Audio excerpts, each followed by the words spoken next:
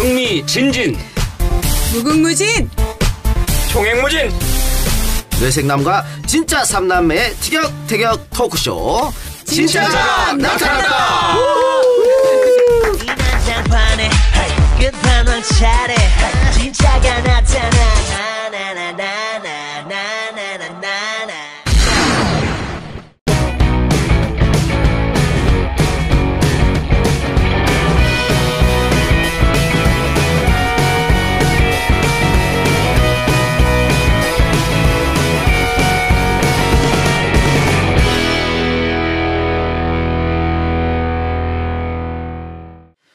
네, 새정치민주연합 공식 팟캐스트 진짜가 나타났다 2부 시작하겠습니다.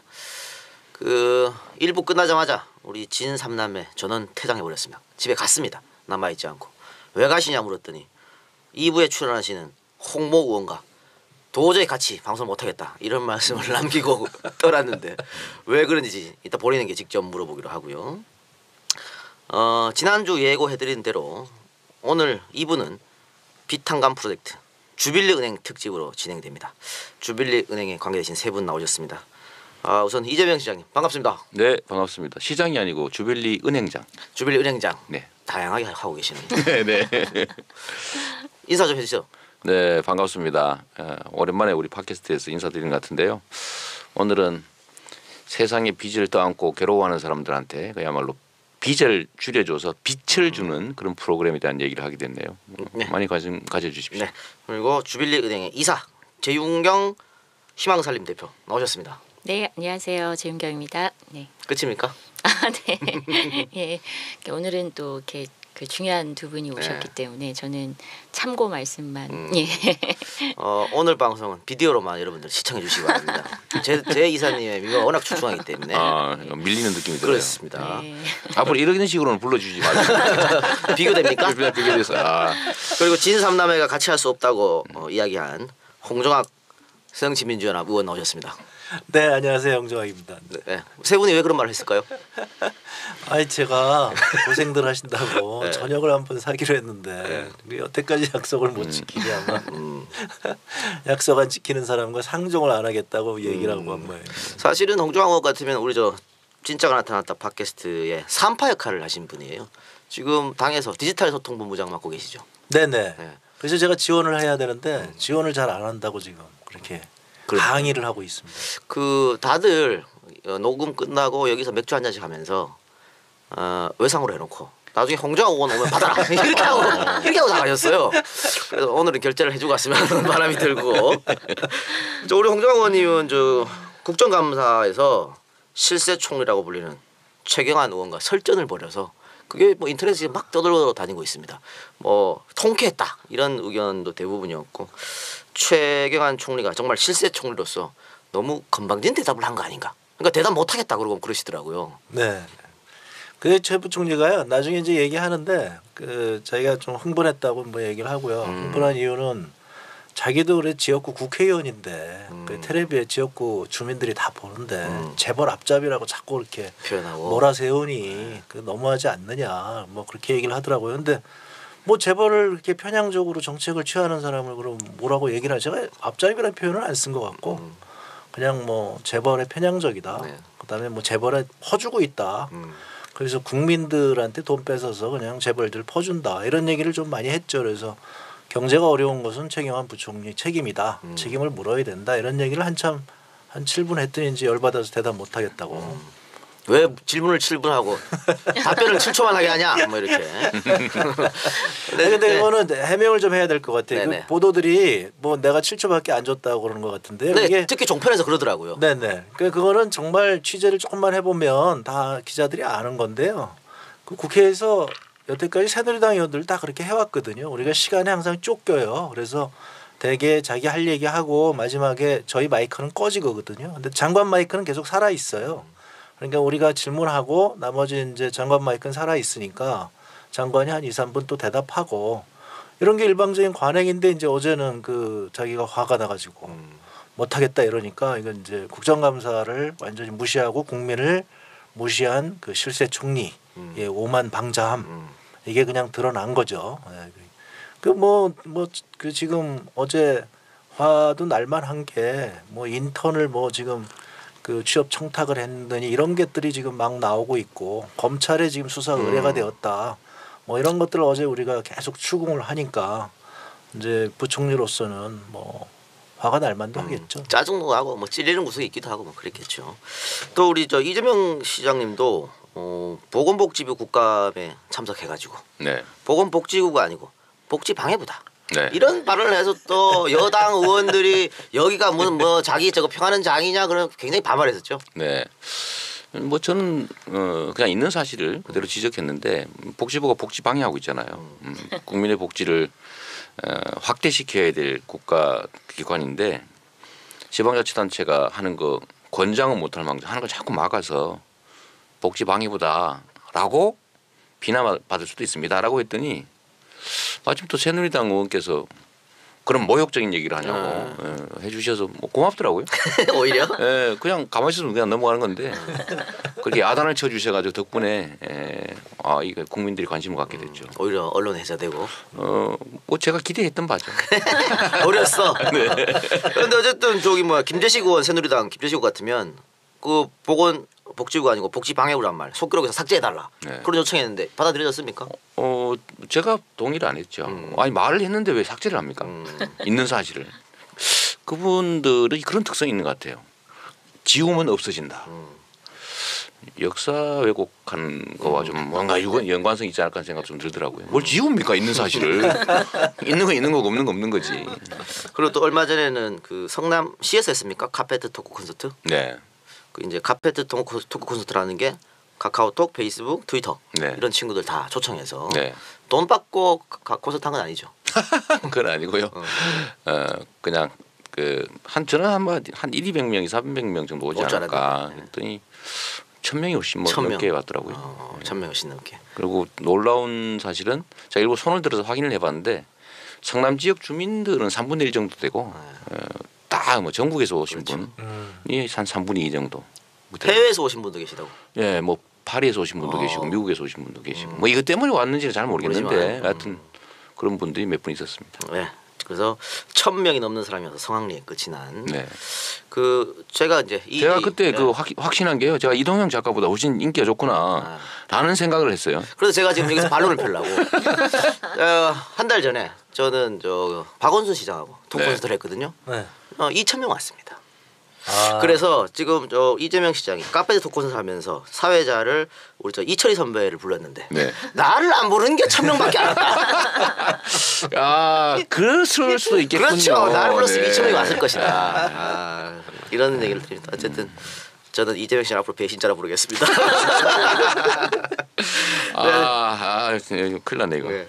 자, 그렇고 우리 재윤경 대표님은 그동안에 이제 사회적 기업인 희망살림 대표로 쭉 활동하셨고 뭐 팩트 TV에서도 프로를 맡아서 진행도 계속 해오셨습니다. 그 서민 경제 또 서민들의 생활 이런 것들을 위해서 많은 노력하셨는데 이 주빌리은행에 같이 함께 참여하게 된 계기라든가 왜 들어갔습니까?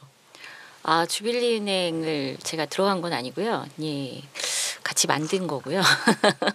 네, 진짜 제가 오늘도 대부업체를 만나고 왔는데 명함을 드리니까 대부업체 사장이 이제는 주빌리은행을 알더라고요. 제가 작년부터 채권을 태우고 다녔는데 특히 이제 작년에 처음에 소각 행사를 했을 때는 좀 이렇게 기대만큼 여론이 많이 움직이지는 않았어요. 그래서 되게 실망을 하고 있었는데 뭐 이재명 시장님께서 성남시에서 굉장히 이렇게 많이 힘을 실어 주셔갖고 지금 여기까지 왔는데, 네, 그 은행 명함 내미니까 진짜 은행이냐 이렇게 묻는 분들, 은행에서 왜 이런 일을 하느냐 뭐 이런 분들도 간혹 계시는데 이제는 진짜 대부업체들조차도 아니 우리가 가끔 채권도 기부하는 걸로 알고 있는데 기부하는 우리를 나쁜 사람 만들고 약탈적 대출자라고 하면서 이런 사업을 참 용감하다 뭐 이런 얘기도 하더라고요. 근데 이 주빌리은행은 다른 게 아니고요.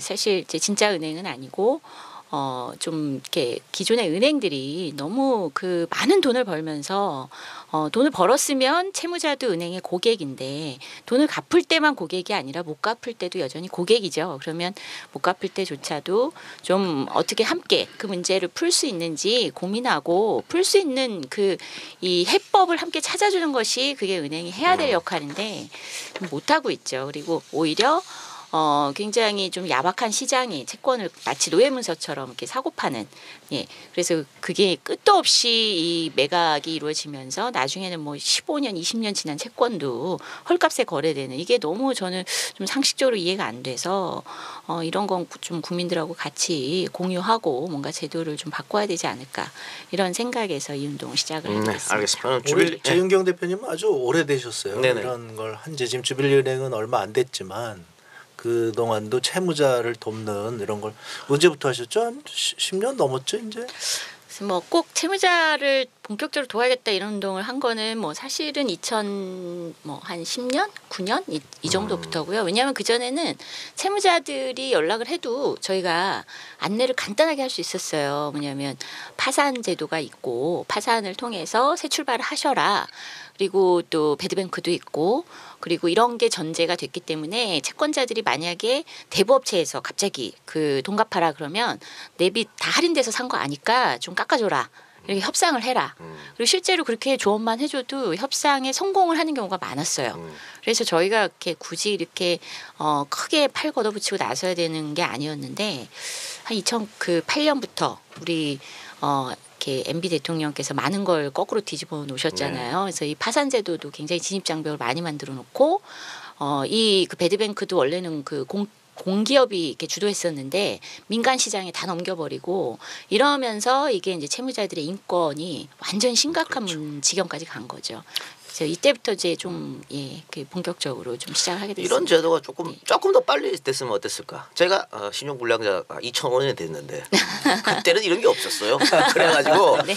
제가 이자만 탕감받고 네네. 원금을 8년에 나눠서 내가 다 네네. 갚았습니다. 네. 그래, 그때 이런 제도가 있으면 어땠을까? 처음에 그게 아마 그게 상록수 그것도 배드뱅크인데 그때는 원금 감면이 없었고 네, 전혀 없었습니다. 예, 그 다음에 생긴 게 그 원금 감면이 50%가 생겼고 그 다음 생긴 게 2006년에 개인 파산이 또 생겼어요. 그러니까 네. 어쨌든 저도 한 사업을 한 3년 정도 했는데 네. 쉽게 말해서 망했군요. 망했죠. 쫄딱 망했죠. 쫄딱 망했는데 그 원금을 사업에서 필요한 운영 자금을 이런 걸 빌렸으니까 그 원금을 다 갚아라 그러니까 어떻게 갚을 방법이 없더라고요. 네. 그런 좀 안타까움이 있었습니다. 네. 그 여러분들도 하여튼 사업 망했다고 좌절하지 마시고 네. 또 저처럼 이렇게 또 뛰어오를 수 있으니까 네. 늘 용기를 가지시기 바랍니다. 또 주빌리은행 같은 좋은 제도가 있으니까 그걸 많이 통해서 이용하시면 될 것 같고요. 주빌리은행에 대한 본격적인 이야기는 조금 이따 하기로 하고 우선 오늘 중앙위원회 혁신안 결과가 나와서 만장일치로 통과가 됐습니다. 일부에서 저 진삼남매랑 그 얘기를 나눴는데 오늘 이재명 시장님도 중앙위에 참가하셨으니까 네. 잠깐 여쭤보겠습니다. 그 현장 분위기는 어땠습니까? 뭐 특별한 거 없었는데 일부에서 이제 무기명 투표하자 뭐 그러시다가 그게 안 되는 것 같으니까 몇 사람 나갔고 나머지는 뭐 거의 대개는 큰 이견이 없어서 그냥 만장일치 통과됐습니다. 홍정욱 의원님도 참여하셨죠? 네네. 어디 계셨어요? 저 홍희님 좀 봤어요. 왼쪽 앞에 있는 거. 네네. 그러셨구나. 딱 중간 중앙에 있었죠. 제가 늦게 가가지고. 네. 아니 뭐 우리 중앙위원회 뭐 원래 모습이 그렇습니다. 근데 제가 느끼기에는 요즘 당이 이렇게 뭐라 그럴까요? 살얼음판을 걷고 있으니까 다들 좀 조심하는. 그래서 당이 통합해야 된다는 얘기들을 또 많이 하셨고요. 그래서 뭐 큰 소리도 있었지만 통합해야 된다 그러고서 거기에 이제 뜻이 모아졌다 이렇게 봐야 되겠죠. 참 그 이런 자리에서 총선 승리 이런 건배사람 뭐 이런 거 해도 되나? 안 됩니다. 무혐의라는 거 아니에요? 아, 공무원이 그러면 안 됩니다. 그 중앙선관위의 잣대는요 2가지예요. 자를 두 개 그렇죠. 가지구나. 여당 관계된 사람이 그런 얘기하면 괜찮은데 야당 쪽 사람이 그런 얘기하면 바로 아웃입니다. 그럼 뭐 총선 승리 이런 얘기. 그거 절대 하면 안 됩니다. 안 하겠습니다. 네. 성남 밖에서 해도 안 될까요? 네, 알겠습니다. 어쨌든 다들 이제 단결해야 된다 이렇게 말씀을 홍정욱 의원님 하셨는데 문 대표로서는 1차 관문 넘어가는 것 같고 재신임 카드를 던졌는데 이것도 잘 넘어가리라 봅니까? 개인적으로 어떻게 생각하십니까? 그게 약간 지금 변수가 생겼어요. 그래서 오늘 중앙위원회에서 그 서른 의원님도 얘기하셨고 그다음에 이종걸 원내대표님도 얘기하셨고 네. 두 분이 재신임 보담은 당내 통합위를 만들어 달라. 그래서 그 통합위에서 이제 그 당이 통합할 수 있도록 그렇게 해서 총선 승리를 향해 가자. 이런 얘기를 제안을 하셨고 그게 굉장히 많은 사람들이 호응을 얻었거든요. 그렇습니까? 그래서 그 얘기가 지금 어디까지 그 진전이 됐는지 모르겠는데 여러분들이 그런 얘기를 하는 걸 보니까 아마 대표께서도 그렇게 아마 가지 않을까 이런 생각을 해봅니다. 아마 최소한 논의는 할 것 같고요. 그러니까 지금 이제 혁신위가 끝났으니까 그 혁신위 어제 이제 그 문재인 대표하고 안철수 전 대표 두 분이 이제 만나셨다고 그래요. 네. 그래서 이제 그때 오늘 말씀하시는 거 보면 나쁘지 않았다. 앞으로 두 분이서 혁신에 대해서 논의하겠다. 뭐 이런 얘기를 하셨거든요. 그러니까 그렇게 해서 한쪽에서 혁신에 대해서 추가 혁신 얘기하고 한쪽에서는 당내 화합을 위한 무슨 통합위원회를 하나 만들어서 당내 통합을 더 강화하고 이렇게 가면은 뭐 잘 되지 않을까 기대는 해봅니다. 뭐 변수는 항상 있겠지만. 네. 그리고 어쨌든 재신임을 묻든 통합기구가 출범하든 추석 전에 답이 나오겠죠? 네네 그렇게 되겠죠. 조금 지켜보도록 하겠습니다. 자 그러면 본격적으로 서민의 빚골을 끊는 주빌리 은행에 대해서 이야기해 보도록 하겠습니다.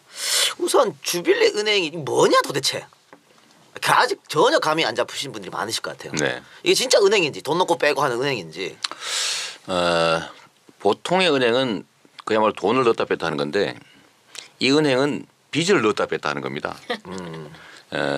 이게 은행법상에 이제 은행은 아니고 우리 시민들이 잘 모르는 아주 특이한 시장이 하나 있습니다. 그러니까 이 장기 연체된 채권이 거래되는 이것도 하나의 상품처럼 거래되고 있거든요. 팔고 사고 하는 거죠. 팔고 사고 하는 거죠. 근데 시간이 지나고 이제 회수 가능성이 적으면 점점점 그 채권의 가격이 떨어지는데 이 시장에서 저희가 이 뭉텅이로 원금의 한 뭐 1% 많게는 뭐 10% 5% 이렇게 되는데 그 금액으로 사서 이제 없애주는 거죠. 근데 이게 원래는 정부가 해야 될 일인데 지금 정부가 못 하고 있으니까 민간에서 모금이라도 해가지고 예를 들어 한 1억 정도 모금하면은 한 50억에서 뭐 많게는 한 100억까지도 채권을 살 수 있으니까 사서 다 없애주는 거죠. 대신에 없애주는 대신에 이제 우리 장기 연체된 그 채무자들 다른 대부업체는 막 전액 갚으라고 얼마나 괴롭히겠어요. 근데 우리는 그렇게는 안 한다. 역량이 되면 뭐 한 7% 정도 일부라도 갚으면 좋겠고 뭐 못 갚으면 할 수 없고. 근데 그렇게 빚을 좀 채권 시장에 사서 없애주는 그런 은행을 하나 만들어 보자고 했는데 우리 제 대표님 제안으로 제가 이제 은행장을 맡게 된 겁니다. 그 악성 부채를 사서 없애준다는 것 같은데. 그렇습니다. 문제는 자금은 어디서 마련합니까? 그러면? 이게 이제 정부의 시책으로 예산으로 하면 좋긴 한데 아직까지는 국민적 공감대라고 하는 게 완전하지 않아서 이거 혹시 뭐 도덕적 해이를 유발하는 거 아니냐. 그런 왜 남의 나올 수 빚을 있죠. 대신 갚아주냐. 뭐 열심히 갚는 사람만 바보냐. 뭐 이런 얘기들이 있을 수 있기 때문에 일단은 이제 민간 모금을 통해서 자금을 좀 마련하고요. 근데 이게 이제 국민적 공감대를 이루어서 아주 장기간 연체돼서 실제로 갚을 능력이 없는 빚을 지고 있는 사람들. 이 사람들 것은 정책적으로 면제를 해주는 것이 정리해 주는 것이 국가 경제적으로도 이익이다. 예를 들면 이런 사람들은 결국 복지 혜택을 받을 수밖에 없거든요. 정상적인 경제 활동이 안 되니까. 그러면 국가의 복지비 지출도 줄어들 수 있다. 빚을 싹 통감하고 이 사람들이 정상적인 경제 활동을 시작하면 또 산업 정책적, 경제 정책적으로도 좀 이익이다.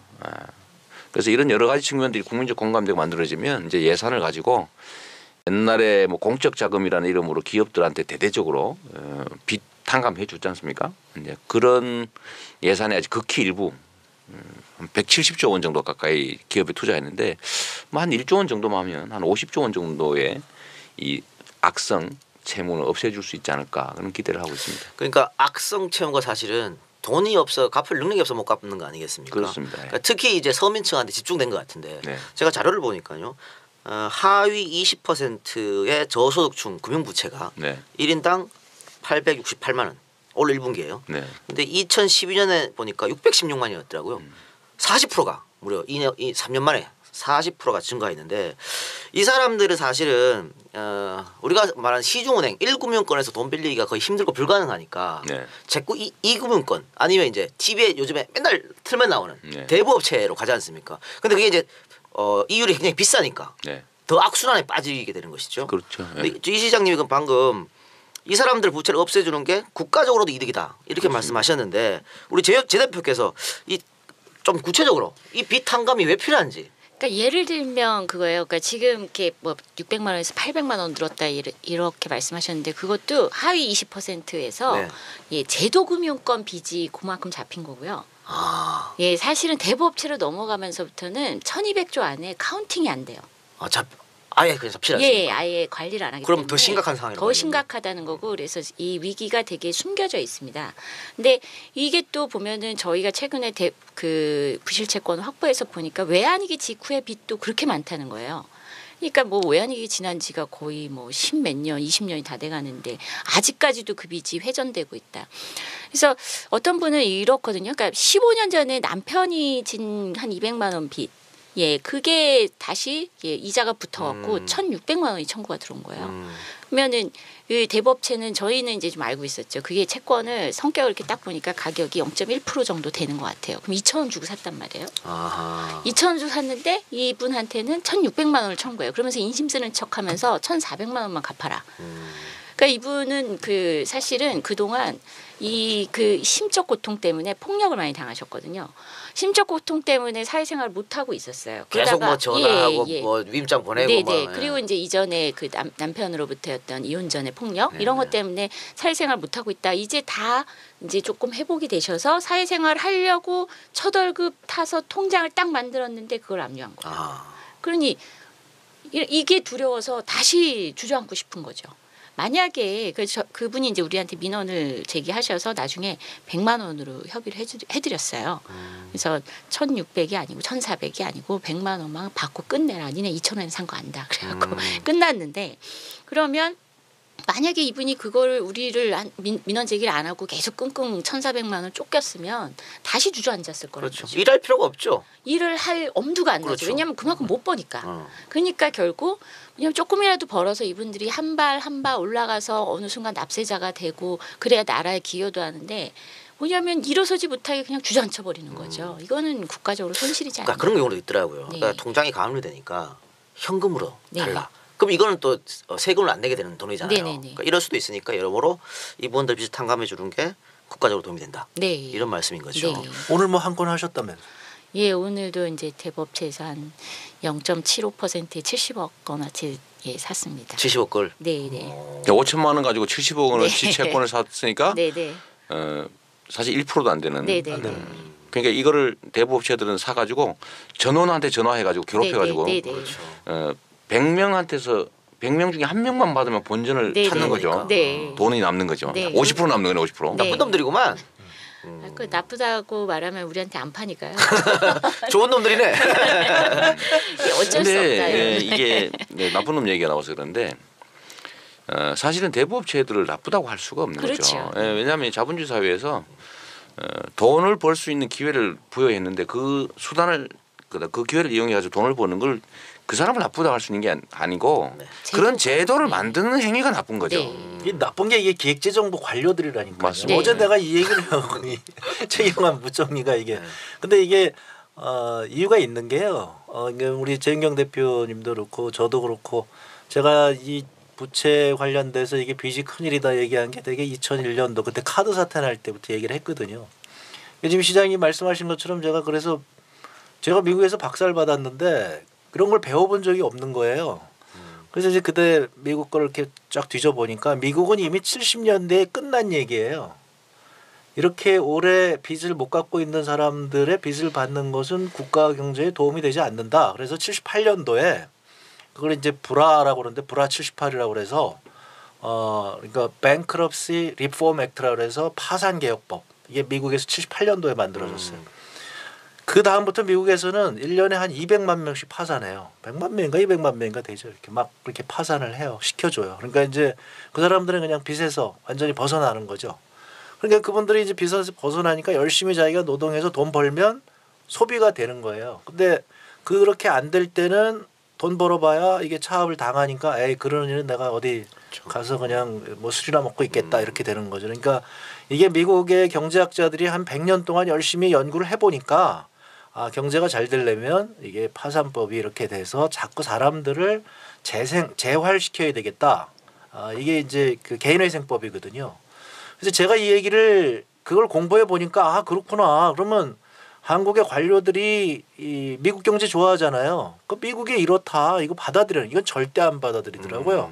그래서 왜 안 받아들이냐 그랬더니 그 뭐 자기네가 그때는 막 관치금융으로 막 은행에 내려가고 이럴 때니까 은행하고 통화하니까 은행이 반대한다. 그래서 그때 대법원하고 2004년도에 파산법을 만드는데 대법원 판사님들도 미국 가서 그 공부를 하고 오신 분들이 많았어요. 그래서 저희 얘기를 이해를 해줬다고요. 네. 이걸 유일하게 반대한 게 경제 관료들이에요. 이 경제 관료들이 어제도 제가 이 재벌들한테 결탁했다고 얘기를 하는데 이 자본하고 결탁을 한 거죠 이게. 그래서 그때 그 파산법은 이제 개인 그 회생법이 이제 그때 조금 만들어졌어요. 그게 부족해가지고 이제 이런 문제가 계속 됐고요. 근데 저 같은 경우는 이제 국회의원 되면서 제가 가장 이제 문제 삼았던 게 그 채권 추심과 관련된 거였죠. 그래서 공정 채권 추심법을 제가 발의했고 2013년도에 그게 통과가 됐어요. 그것 때문에 이제 그 다음에는 전화나 이렇게 괴롭히는 것은 많이 줄어들었죠. 그래서 현재 법상으로는 그렇게 괴롭히는 사람이 있으면 시민단체나 우리 재윤경 대표님한테 연락을 하시면 그럼 대리인을 지정할 수가 있어요. 그럼 대리인을 지정하면 그 다음부터는 본인한테는 빚 도촉을 못하는 게 현재 법이에요. 근데 많은 분들이 그 제도를 잘 모를 것 같은데. 잘 모르세요. 그러니까 이제 근데 이제 좀 그러니까 혼자 이렇게 굉장히 괴롭힘을 당하시고 모르는 분들이 있어서 좀 안타깝더라고요. 그러니까 이제 우리 재윤경 대표님한테 물어보시면 그 쫙 가르쳐 주십니다. 그리고 뭐 시민단체들이 요즘 여러 있기 때문에 혹은 지방자치단체에서도 하고 있잖아요. 성남시 채무상담센터로 연락하시면 네. 다 상담해 드립니다. 전국에서 다 해도 되는 뭐 전국에서 해도 됩니다. 알겠습니다. 홍종학 의원 여기서 재밌는 걸 하나 말씀드리면 그 미국에서 그렇게 파산법이 오랫동안 이렇게 그 사람들의 자활을 도왔는데 그 금융위기 터지기 직전에 은행들이 이 법을 무력화하는 시도들을 합니다. 그래서 파산법도 문턱을 높이고 그리고 또 이자 제한법을 없애버렸거든요. 그래서 이런 게 미국 내에서 이렇게 다시 그 제도적으로 뭔가 채권자에게 유리한 방향으로 가서 그래서 미국의 금융위기가 더 이렇게 그 커지는데 폭발력이 커지는데 기여했다 이렇게 얘기를 하더라고요. 많은 전문가들이. 그래서 실제 이 그 서프라임 사태가 결국은 이 약탈적 대출의 문제였거든요. 그러니까 뭐 처음에는 5%짜리다 해놓고 3달 지나서 이게 30몇 %씩 그게 이자 제한법이 없어지면서 그렇게 생겼고, 근데 이분들이 파산을 못하니까 자기가 속아서 대출을 했는데 파산을 못하니까 집도 뺏기고 모든 걸 뺏기고 이러면서 금융위기가 터졌다 이런 얘기가 있거든요. 그래서 사실 이게 파산을 해주는 것이 오히려 자본주의는 이렇게 위기를 좀 슬기롭게 넘기면서 그렇죠. 금융이 잘 순환할 수 있도록 하는. 제 이사님 미국 박사 출신이니까 굉장히 잘하시네요. 그런 건 아니고요. 그건 아니에요. 네. 왜 이 얘기를 하면 홍종학 의원이 또 경제 전문가로서 자기가 미국 박사라는 걸 은근슬쩍 자랑해서 물어봤어요. 그래. 네. 아니 근데 이게 중요한 거예요. 그러니까 지금 이제 그 미국이 그때 그렇게 좀 이렇게 거꾸로 가려고 그러긴 했지만 지금 전 세계에서 가장 채무자에게 유리한 제도를 갖고 있는 건 미국이거든요. 네. 근데 지금 2008년도에 경제 위기가 미국에서 시작됐는데 지금 상황이 가장 좋은 건 미국이잖아요. 그 이유가 바로 파산법이 있다는 거예요. 왜냐하면 미국에 그때 빚을 졌던 사람들이 그때 파산들을 많이 했어요. 그러니까 그다음에 이 사람들은 그냥 혼자 또 일하면 소비를 할 수 있는 거예요. 그러니까 미국은 지금 다시 고용이 늘어나고 이렇게 살아나는 거죠. 다른 나라들은 이게 안 돼 있기 때문에 그냥 계속 빚에 허덕이고 있는 거예요. 그러니까 소비가 늘어나지 않고 계속 침체하고 이게 장기적으로 쭉 가는. 그러니까 역설적으로 그다음에 이제 요즘 이거는 이제 오늘 이거하고는 관계가 없지만 주택담보대출에 요즘 비소구권 대출이라고 이렇게 얘기가 나오잖아요. 그러니까 이건 뭐냐면 대출을 받았는데 집값이 떨어지면 그냥 나 더 이상 이 집 내가 안 가질래 하고 나오기만 하면 빚이 아무리 많아도 그 빚에 대해서는 은행이 책임지지 이 사람한테 책임을 묻지 않는 거예요. 네. 그러니까 미국에서 그 모기지 때문에 서브프라임 모기지 때문에 이제 그렇게 문제가 됐는데 집값이 떨어지니까 많은 사람들이 그럼 나 더 이상 이 집에서 안 살래 그러고 나갔거든요. 대신에 그 집에서 안 살고 나가서 월세 살면 되니까 직장을 가진 사람들은 월세만 내고 다시 정상적인 경제 활동을 하는 거죠. 집에다가 빚을 붙여놓고 그냥 나와버렸군요. 그냥 나와버린 거예요. 그러니까 이제 은행이 많이 부실화됐는데 그 은행을 이제 엄청나게 돈을 풀어서 은행을 이제 그 망하지 않게끔 해주니까 미국은 회생할 수 있었던 거고요. 지금 다른 나라는 개인들이 다 빚에 허덕이고 있기 때문에 소비가 늘지 않는 거고요. 그 대표적인 나라가 바로 한국이라는 거예요. 제 얘기가. 지금 한국의 가계부채가 굉장히 그 높은 수준이고 제가 이제 최경환 부총리를 만날 때마다 지금 그 계속 제가 질타하는 이유가 만약에 이 가계부채가 터지게 되면 그러면 한국은 지금 아까 말씀드린 대로 미국처럼 이렇게 그 개인회생법이 잘 되어 있지 않기 때문에 이분들이 다 빚쟁이가 돼버리는 거예요. 빚에 그냥 시달리게 되는 거예요. 그러면 경제가 정상으로 오는데 굉장히 긴 시간이 걸린다. 당신이 그렇게 만드는 주범이다. 이렇게 지금 제가 매일 강공을 하는 거죠. 하여튼 이 그 장기 연체 채무라고 하는 거 이게 시중에서 2% 뭐 1% 이렇게 거래된다고 하는 뜻은요. 99% 회수 불가능한 상태라는 걸 객관적으로 시장에서 검증한 거죠. 그렇죠. 근데 그런 것은 사실은 통째로 없애버리는 것이 국가 경제적으로도 이익이고 이게 저수지로 표현하면요 준서라는 효과가 있는 거예요. 바닥에 차곡차곡 쌓이고 있는데 이건 살도 안 되고 피도 안 되는 거거든요. 이거 싹 한번 걷어내주면 약간의 비용이 들지만 그러면 저수지의 면적이 넓어지고 그야말로 경제도 활성화되고 그렇죠. 개인도 좀 다시 회생의 기회를 갖고 열심히 일하게 되고 저는 이렇게 좀 이 선순환 될 수 있게 만들어줘야 되는데 이 정부가 이 문제에 대해서는 완전히 손을 놓고 있으니까요. 할 수 없이 우리라도 나서서 뭐 동네 가서 이 사람 저 사람한테 빌어서라도 모금을 좀 해가지고라도 좀 사서 없애주자라고 해서 만들어진 게 이제 주빌리 은행입니다. 시장님도 저 변호사 하실 때 그때 그러니까 이런 채무자들을 많이 만나셨던 거예요? 많이 만났죠. 만났는데 제가 변호사 할 때 답답했던 것이 그때도 무슨 이제 파산 제도는 있죠. 근데 이 파산 그 면책 제도가 너무 절차가 복잡해서 네. 소위 법무사들이 주로 했는데 최하 150만 원 정도로 받았거든요. 그걸 대신해 주는 비용으로. 근데 이게 지금 100만 원도 없어가지고 그 빚을 털어야 될 파인데 비용을 100몇십만 원씩 달라니까 사실 이용을 못 하는 거예요. 그러니까 쉽게 이용할 수 있게 해줬어야 되는데 제가 변호사를 하고 있을 때는 저도 사실은 뭐 바빠서 못했고요. 그렇다고 해서 다른 데 뭘 소개해 줄 수도 없어서 제가 어디 법무사하고 좀 계약을 해가지고 내가 보내주는 건 반값 해주라 뭐 이런 것도 한번 해보던 기억이 있습니다. 네. 요즘 되게 심각한 게요. 법무사들도 요즘 돈벌이가 없으니까 이 소액 그 정말 취약한 채무자들이 오면 대부업체를 소개해줘서 그 법무 비용은 따로 빌리고 나머지 빚만 그러니까 브로커 역할을 예. 뭐 그런 경우가 있군요. 네. 선순환이 아니고 악순환이 되는 거예요. 그런데 아까 뭐 우리나라가 가장 위험하다고 이제 홍 의원님 말씀하셨는데 어떻습니까? 현재 우리나라 채무 취약계층 어느 정도 됩니까? 뭐 지금 뭐 숫자마다 다른데요. 지금 뭐 최근에 나오는 데이터는 한 350만쯤 되지 않느냐.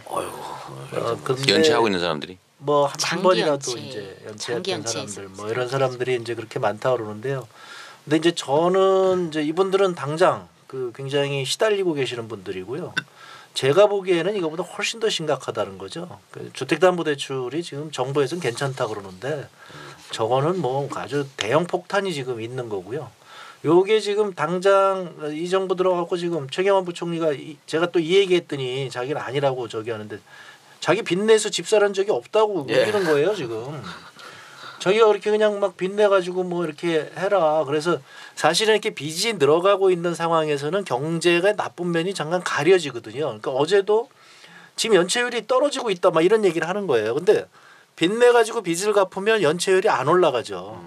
그러다가 그게 막히는 순간에 그냥 연체율이 그냥 폭증하는 거거든요. 그러니까 지금 이 한 350만이 지금 이렇게 매일매일 괴롭다. 이건 정말 문제가 심각한 거죠. 그래서 이분들이 괴로워서 맨날 담배 피는데 거기다 또 담배세 올리고. 네, 다시 돌아갔다고.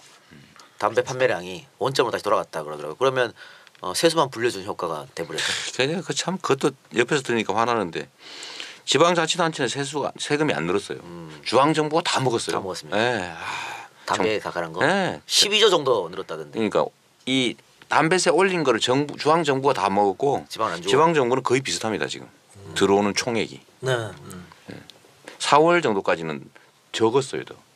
오히려 더 적다 이제 서서히 그게 역전되고 있어요. 원래 지방세였는데 그렇죠, 작년에 지방세죠. 올릴 때 그걸 국세로 국세로 싹 바꿔가지고 올린 부분만 국세로 싹 국세로 바꿔가지고 이 나쁜 사람들이야. 다 빨아먹었어요. 그러니까 지금 이렇게 된 거예요. 자기네가 재벌들 도와주느라고 돈이 빈 거예요. 지금 엄청나게 재정 적자 나니까 서민들한테 이렇게 쫙쫙 지금 긁고 있는 거죠. 제가 농담으로 옛날에 옆에서 담배 끊으라 이런 얘기하면 야 내가 담배 펴서 여기 다리도 놓고 아스팔트 깔고 하는 거야. 지방지정이 얼마나 기여를 하는데 이런 말 했었는데 그걸 국세로 바꿨군요. 강하게. 올린 부분은 다 국세로 바꿔가지고 다 뺏어갔습니다. 다시 우리 얘기로 돌아와서 네. 주빌리 은행이 이제 채무자한테 원금의 7% 정도 받겠다라고 말씀하셨잖아요. 계획은 뭐 그렇다는 계획은 그러니까 1~2%에 사서 7% 정도 받으면 이게 이제 앞으로 돈을 더 모금 안 하더라도 충분히 여기에서 스스로가 운영할 수 있는 거 아니겠습니까? 근데 그게 계획대로 될지는 모르죠. 아직 안 해봤으니까. 근데 능력이 되고 좀 이렇게 자기가 혜택 받은 거 좀 일부러 되돌려 주겠다는 그렇죠. 생각을 해주시면 저희 모금도 한도가 있으니까 한계가 있으니까 아마 좀 이렇게 이게 유지하는 데 좀 도움이 되겠죠. 근데 이미 막 2% 1% 떨어질 정도로 장기 막 그야말로 10년 뭐 이렇게 연체하고 있던 분들이 우리 계획대로 7% 낼 수 있는 사람이 얼마나 될까 사실 의심스럽죠.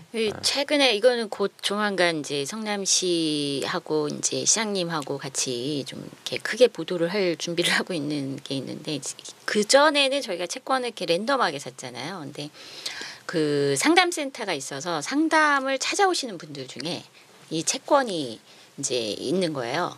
그럼 근데 이제 본인은 못 갚죠. 그래서 압류가 들어와서 자기는 살고 싶은데 직장도 못 갖는다 이렇게 돼서 그래서 이분을 상담하다 보니까 이 채권이 서울시에 있는 그 대부업체더라고요. 그래서 저희가 한번 시도해보자.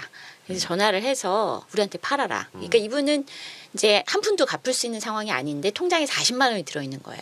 그래서 이걸 딱 압류해서 생활비도 이제 못 쓰니까 저희가 전화해서 이거 150만 원 미만 소액 체크 통장이기 때문에 압류 해지할 거고 당신 한 푼도 못 받을 건데 좀 깎아주면 그 우리가 대신 그 채권을 사겠다. 그랬더니 얼마에 사겠냐 그러더라고요. 그래서 그 1,400만 원을 청구하고 있거든요. 그래서 100만 원만 하자.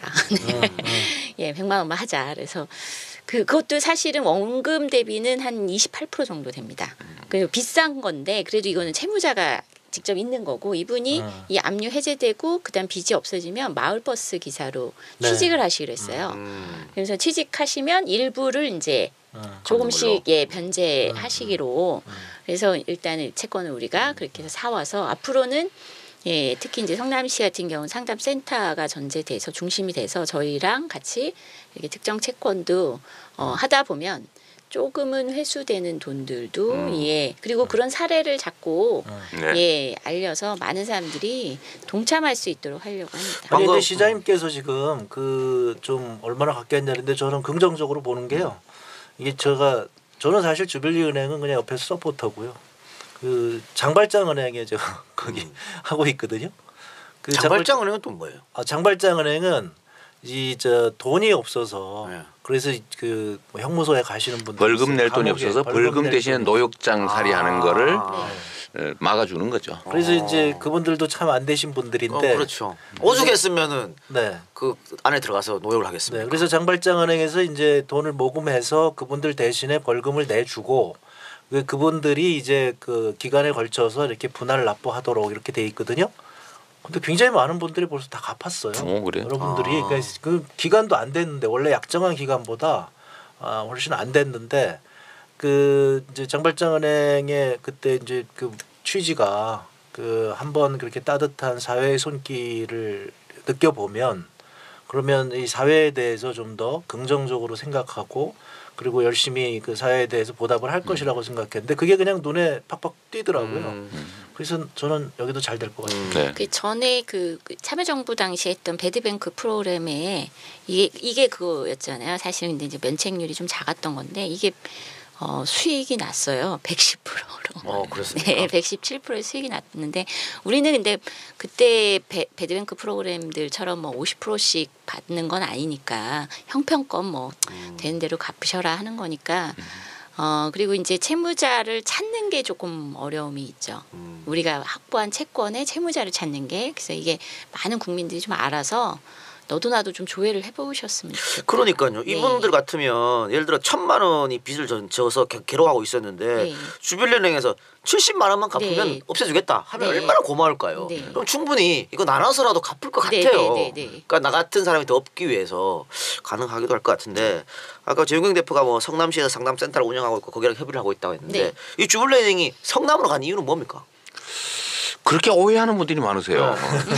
성남시장이 주빌리 은행장을 맡다 보니까 정치적으로 성공하려고. 아니 그 은행이 성남에 있는 줄 아는 분들이 있는 거예요. 그러니까 이게 성남시장이 은행장을 하는 게 아니라 원래 대통령이 은행장을 해야 되는 겁니다.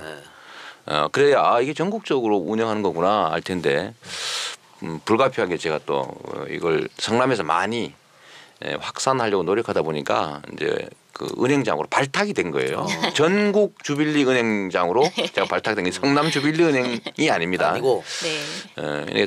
성남시장이 맡았으니까 성남시에 있는 거 아니냐 이런 건 그렇죠. 오해시고요. 그건 아니고. 여기 우리 화면에다 그 안내 뭐 이런 것도 낼 나갑니다. 거죠. 근데 거기 전화하셔도 되고 홈페이지로 들어오셔도 되고 특히 저한테도 이거 우리도 모금에 좀 참여하고 싶다. 어디로 해야 되냐 이런 분들이 많은데 그것도 지금 요렇게 지금 알려드리도록 하겠습니다. 네네, 나가겠습니다. 네, 네. 네, 나가고 문제는 이제 출발할 때 자금이 얼마냐도 굉장히 중요할 것 같은데 네. 어떻게 지금 현실에 많이 모으셨어요? 얼마나 모았나요? 작년에 성남에서 사실 모금이 그 거의 대부분 됐다고 봐야 되고요. 이제 기독교에서만 한 1억 정도 모이고 그다음에 뭐 이 공사에서 직원분들 혹은 기업체들 그리고 뭐 자영업 하시는 분들 뭐 이런 분들이 모아 주셔서 한 1억 5천만 원 정도. 네. 그래서 5천만 원 중에 한 2,500은 작년에 상담과 채권 관리 비용으로 거의 좀 많이 소요가 됐고요. 네. 지금 한 1억 2천 정도 있는 건데 그 중에 이제 오늘 일부 썼고 70억 사느라고. 네네. 네. 그리고 이제 또 그 채권을 관리하는데 이제 관리비를 또 쓰게 될 거고. 그래서 사실 되게 빠듯합니다. 이제 뭐 홈페이지도 그래서 막 여기저기 재능 기부를 막 부탁을 하고 있고요. 예. 그럼 지금 혹시 듣고 계신 청취자분들이 네. 나도 좀 도와주고 싶다고 하면 네. 재능 기부도 좋고요. 예. 그다음에 이렇게 십시일반 뭐 그 10,000원씩 그렇게 회원가입 해 주셔도 좋고요. 네, 네. 어디로 연락하면 됩니까? strikedebt.kr로 들어오시면은 다시 한번 말씀해 주시기 바랍니다. 그 빚을 깨자 그래서 스트라이크 어. 탭 예. .kr KR로 예 들어오시면 거기 바로 이렇게 온라인 상에서 화면상에서 그냥 포털에 주빌리은행 쳐도 나오겠죠. 예, 예 나옵니다. 네. 네. 그러면 이 전화번호도 바로 모금 나와요. 해주시는 네. 분들한테 뭐 어떤 혜택 같은 건 없나요? 그냥 보람만 느껴라. 천국에 가시게 될 겁니다. 전국에. 아니 홍준학 의원님도 재벌들한테 좀 참여하라 그래요. 재벌들이 사회적 하면 사회적 기여하는 거 아닙니까? 그러면 이게 재벌들이 특히 해야 되고요. 특히 재벌들도 그렇지만 이 피해를 준 그 당사자들이 있잖아요. 은행들, 그다음에 금융기관들. 여기 지금 돈들이 있거든요. 이렇게 그 고객들이 안 찾아가는 돈들이 있어요. 이렇게 푼 돈들. 네. 그런 거 가지고 하면 충분히 가능해요. 그 은행들이 그 한국의 은행들이 저는 갑갑한 게 이제 그런 건데요. 근데 이제 이런 것들이 자기네들의 그 어떤 뭐라 그럴까요? 독점적 권한 이런 것들을 자꾸 훼손하고 들어오니까 그리고 자기네들이 지금 잘못하고 있다는 것을 대중들한테 자꾸 알리니까 은행들의 입장에서 좀 꺼리겠죠. 한마디로 얘기하면요, 한국의 은행은 전당포에서 벗어나질 못하고 있다. 그러니까 은행이라고 하는 것이 원래 신용평가를 정확히 해서 돈을 잘 갚은 사람한테 돈을 빌려줘야 되잖아요. 그런데 한국의 은행은 그게 아니라 뭐 집 있어? 그러면 빌려주는 거고. 그다음에 뭐 아버지한테 보증 받을래? 요즘 뭐 그런 건 없어졌지만 그런 건 빌려주고 옛날에 그랬단 말이죠.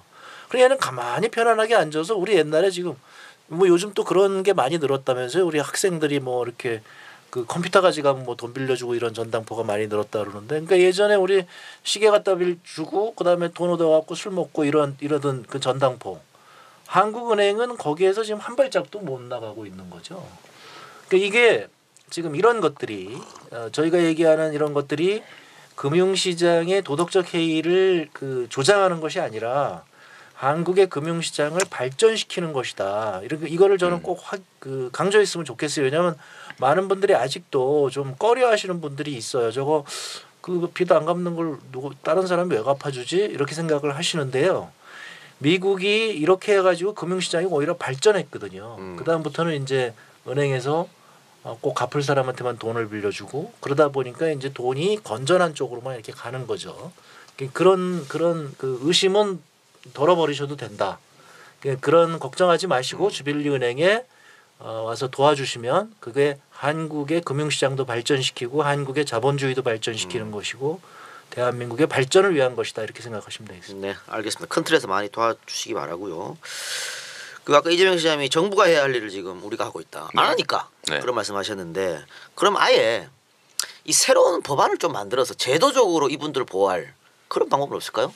결국은 뭐 우리 홍종학 의원님이나 이 문제에 관심 있는 국회의원들께서 해주셔야 될 텐데 뭐 몇 가지 있을 수 있겠죠. 뭐 저는 채권 시효를 절대 시효를 좀 정해줘야 된다. 연장도 한도가 있게.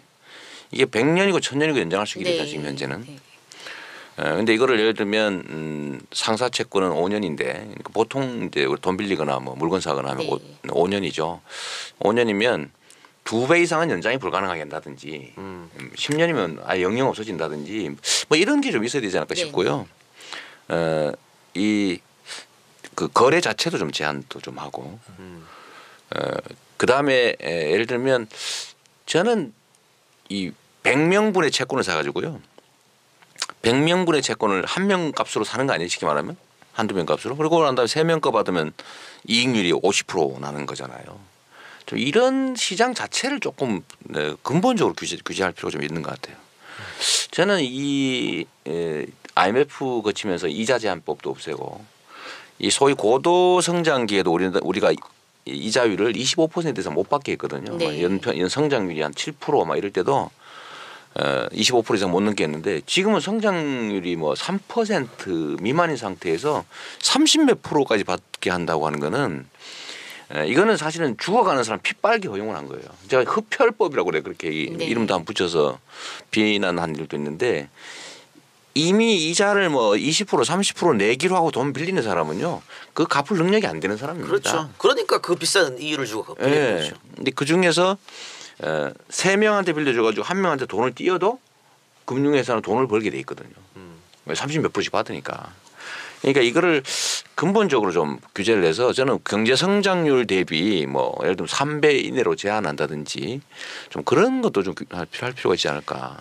네. 그것도 이제 제가 이제 그래서 경제 관료들한테 분통을 터뜨리는 건데요. 그렇게 얘기를 했거든요. 이것도 경제 관료들이 반대를 해요. 근데 이제 상황은 어떻게 된 거냐면 원래 대법이 일본에서 발전을 했어요. 네. 그 일본이 문제가 심각하니까 이 최고 이자율을 낮춘 거예요. 그래서 그 20%나 요즘 얼마죠? 요즘은 더 낮춘 것 같은데. 18%에서 18% 그 정도 낮췄죠. 그러니까 원래는 일본이 그게 지금 우리처럼 35, 40이 있었어요. 근데 문제가 되니까 그걸 낮추기 시작했단 말이에요. 그럼 한국도 일본이 그러니까 그럼 우리도 그거의 수준에 대해서는 낮춰야 되겠다 이래야 될 거 아니에요.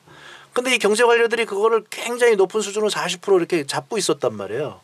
그러니까 일본에서는 어떻게 됐냐면 이자율이 낮으니까 대부업체들이 자기네가 수익이 줄어든 거예요. 근데 옆에를 보니까 여기 황금 시장이 열려 있는 거죠 지금. 한국이라는. 그러면 한국이라고 하는 그렇게 해서 지금 일본 대부업체들이 다 들어온 거잖아요. 네. 그러니까 일본에서 그 쌓여왔던 노하우 이걸 가지고 한국 시장을 들어온 거예요. 그래서 제가 얘기 들어봤더니 이 사람들이 이제 그 액수를 찾아냈대요. 이렇게 돈 빌려줬을 때 돈을 갚는 액수. 그게 대학생이면 한 100만 원쯤 된대요. 그러니까 100만 원이면 학생증만 받고 돈을 그냥 빌려준다는 거예요. 그러면 이 사람 경우에는 돈을 안 갚으면 이제 부모한테 연락을 하면 되게 대학생 자식을 둔 사람.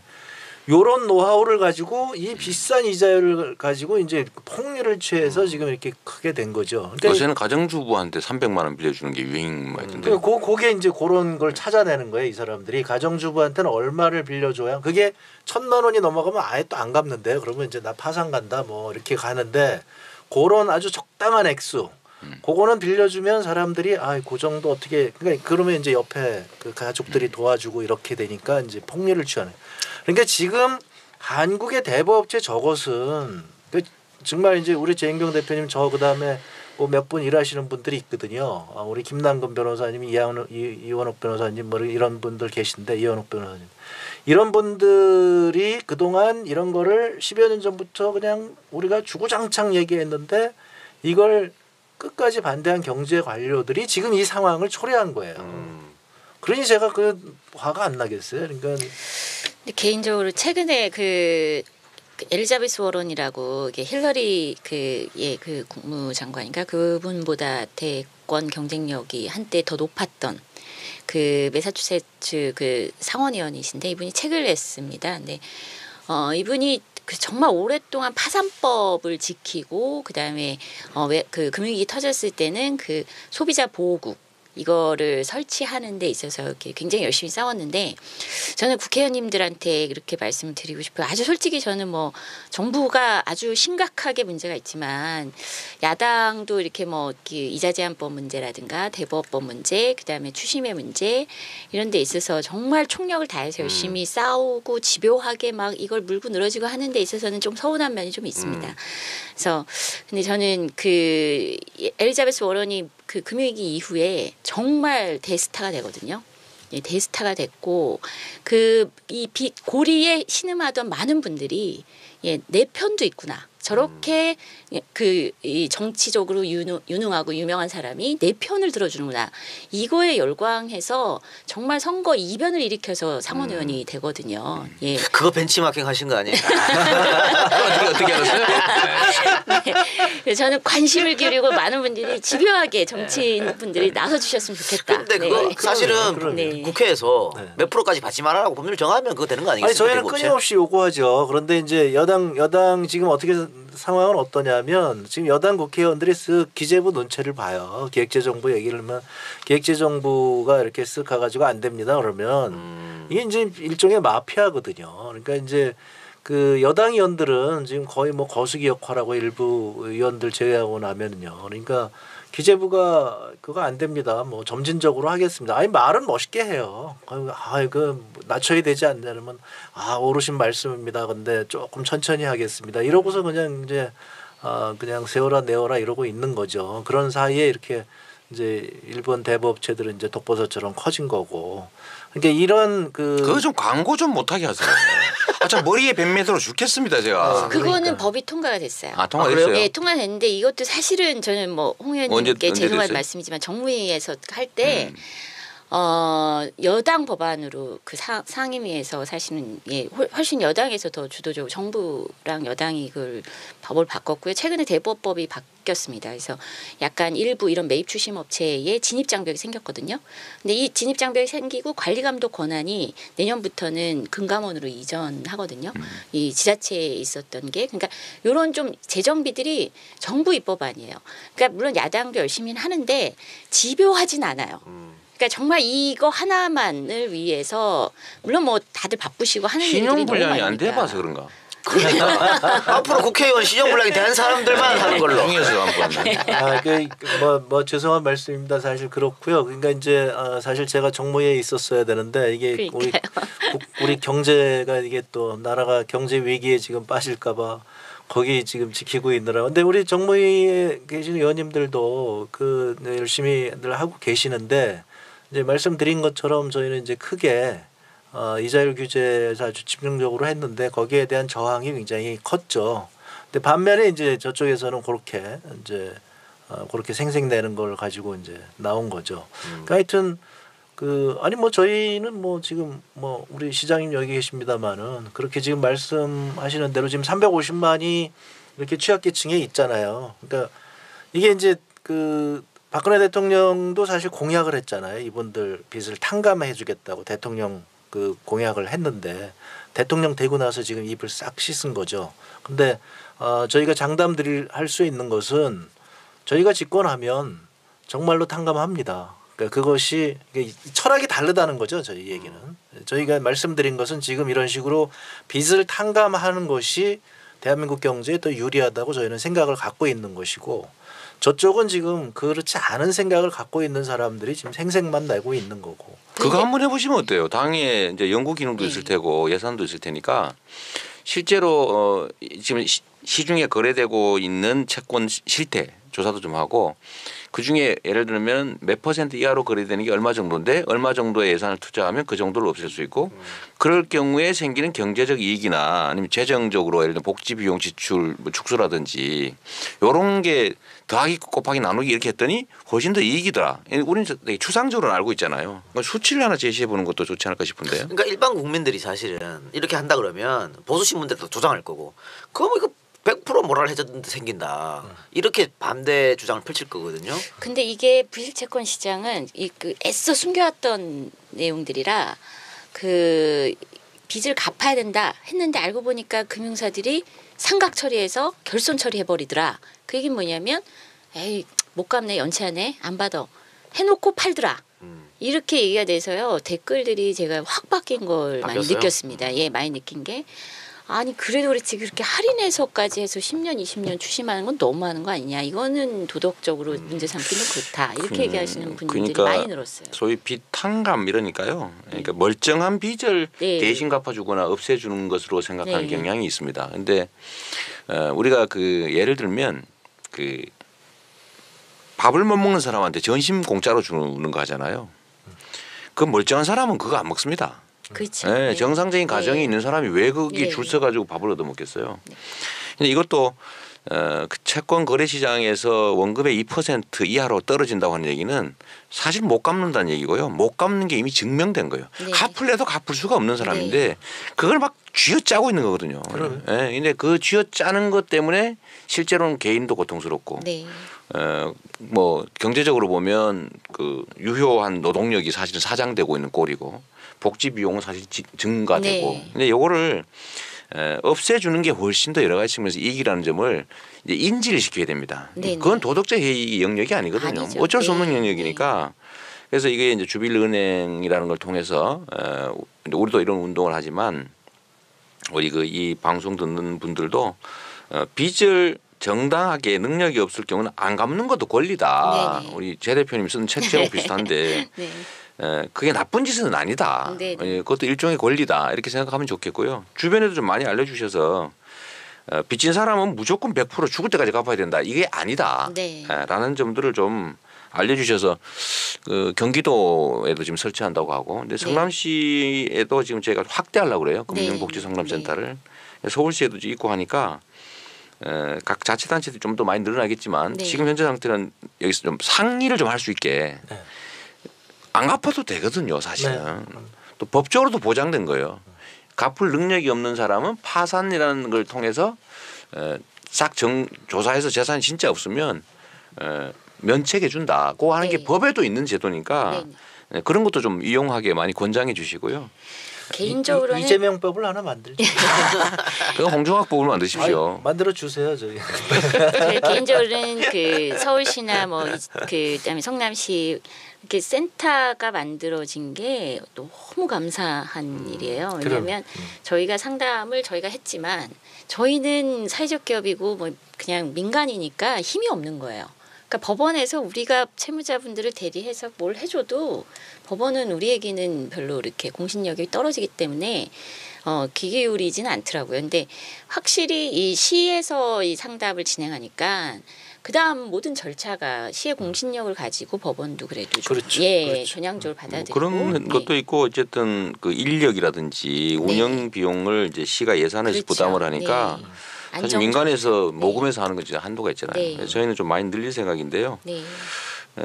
이게 성남 같은 경우는 이제 저희도 뭐 얼마 정도 몇 명 정도의 채무 취약계층이 있는지는 실제 조사는 안 되니까 네, 네. 그냥 통계적으로 아까 말씀하셨던 350만 명을 이제 성남시 대한민국 인구 중에 성남에서 어쨌든 100만 명 50분의 1 이상 하니까 대충 계산하면 한 6만 몇천 명 된다고 그러고요. 장기적으로 연체하고 있는 그야말로 이렇게 그 장기 연체자들이 한 2만 명 좀 넘지 않겠냐 네. 이렇게 계산이 나와서 이 복지 수혜자가 지금 성남에도 그 몇만 명 수준이거든요. 근데 빚 때문에 이게 도저히 못 갚아가지고 그야말로 취직도 못하고 주민등록도 제대로 못하고 전화도 개설도 잘 못하고 예금 통장도 개설 못하는 사람들이 어쨌든 만 단위로 있다는 사실을 제가 보고 사실 되게 놀랐고요. 네. 그것 때문에 지금 현재 있는 인력도 좀 많이 늘려서 좀 이렇게 상담도 많이 해주고 또 채권자들하고 좀 그 교류도 좀 하게 해주고 그래서 사적으로 빨리 조정하에 하게 끝내게 아까 제 대표님 말씀하신 것처럼 내가 1,000만 원에 이자 2,000만 원에서 3,000만 원 빚이 있지만 그 산 값이 기껏해야 그 몇십만 원이 불과하니까 100만 원, 200만 원 그러니까 차라리 그 돈 주고 서로 없는 걸로 하는 거 이런 것도 좀 도와드리고 법원의 파산이나 개인회생 이런 거 신청하는 거 좀 도와드리고 할 테니까요. 하여튼 좀 주변에 많이 알려주십시오. 네. 많이 알려주는 게 사실은 이 일을 좀 성공하게 하는 길이고요. 장기적으로는 우리 홍정학 의원님께서 저 새정치민주연합 지도부에 좀 제안을 하셔가지고요. 새정치민주연합 소속의 자치단체장들은 우리 생활임금 강제로 하듯이 좀 금융복지상담센터를 다 설치하도록 해준다면 상당히 빨리 확산되지 않을까 싶어요. 이게 세계 최초 모델이에요. 지자체가 이렇게 채무자 우호적인 상담 기능을 하고 채무 조정 역할을 해주는 게 그 일본이랑 그다음 대만에서 우리나라 오늘 그 올해 그 이 채무자 대회를 합니다. 네, 그게 국제 대회 하는데 아시아 국제 대회를 하거든요. 근데 여기서 또 배우겠다고 너무 괜찮은 모델이다. 그리고 이게 정말 개인적으로 고맙게 생각하는 게 이게 안 만들어졌으면요. 지금 금융위가 정말 마지막 한 방울까지 더 빨아먹겠다는 식으로 서민금융종합기금가 그거를 진흥원인가 그걸 만들고 있어요. 그거는 정말 이 지독한 프로그램이거든요. 그동안도 악명이 높았던 그래서 우리가 사골국물위원회라고 했던 신보기 사골국물위원회가 이름 잘 지으셨네요. 신용회복위원회. 네, 여기는 90만 원 번 사람한테 변제 유리 90만 원이에요. 버는 돈을 다 빚 갚는데 10년 동안 써라 이 얘기잖아요. 제가 그 짓 8년 했습니다. 네. 신용회복위원회. 그러니까 그래서 저희가 이 오죽하면 사골국물위원회다 이렇게까지. 근데 여기를 중심으로 또 무슨 뭘 기구를 만들겠다. 여기를 법제화하겠다. 이래서 저희가 그걸 반대하고 있는데 반대하는데 굉장히 좋은 반대급부가 대안이 이 금융복지상담센터인 거예요. 니네가 하지 말고 지자체가 이렇게 해서 너무 성과도 좋고 잘하고 있고 이 시민들한테 인기도 많은데 여기다 줘라.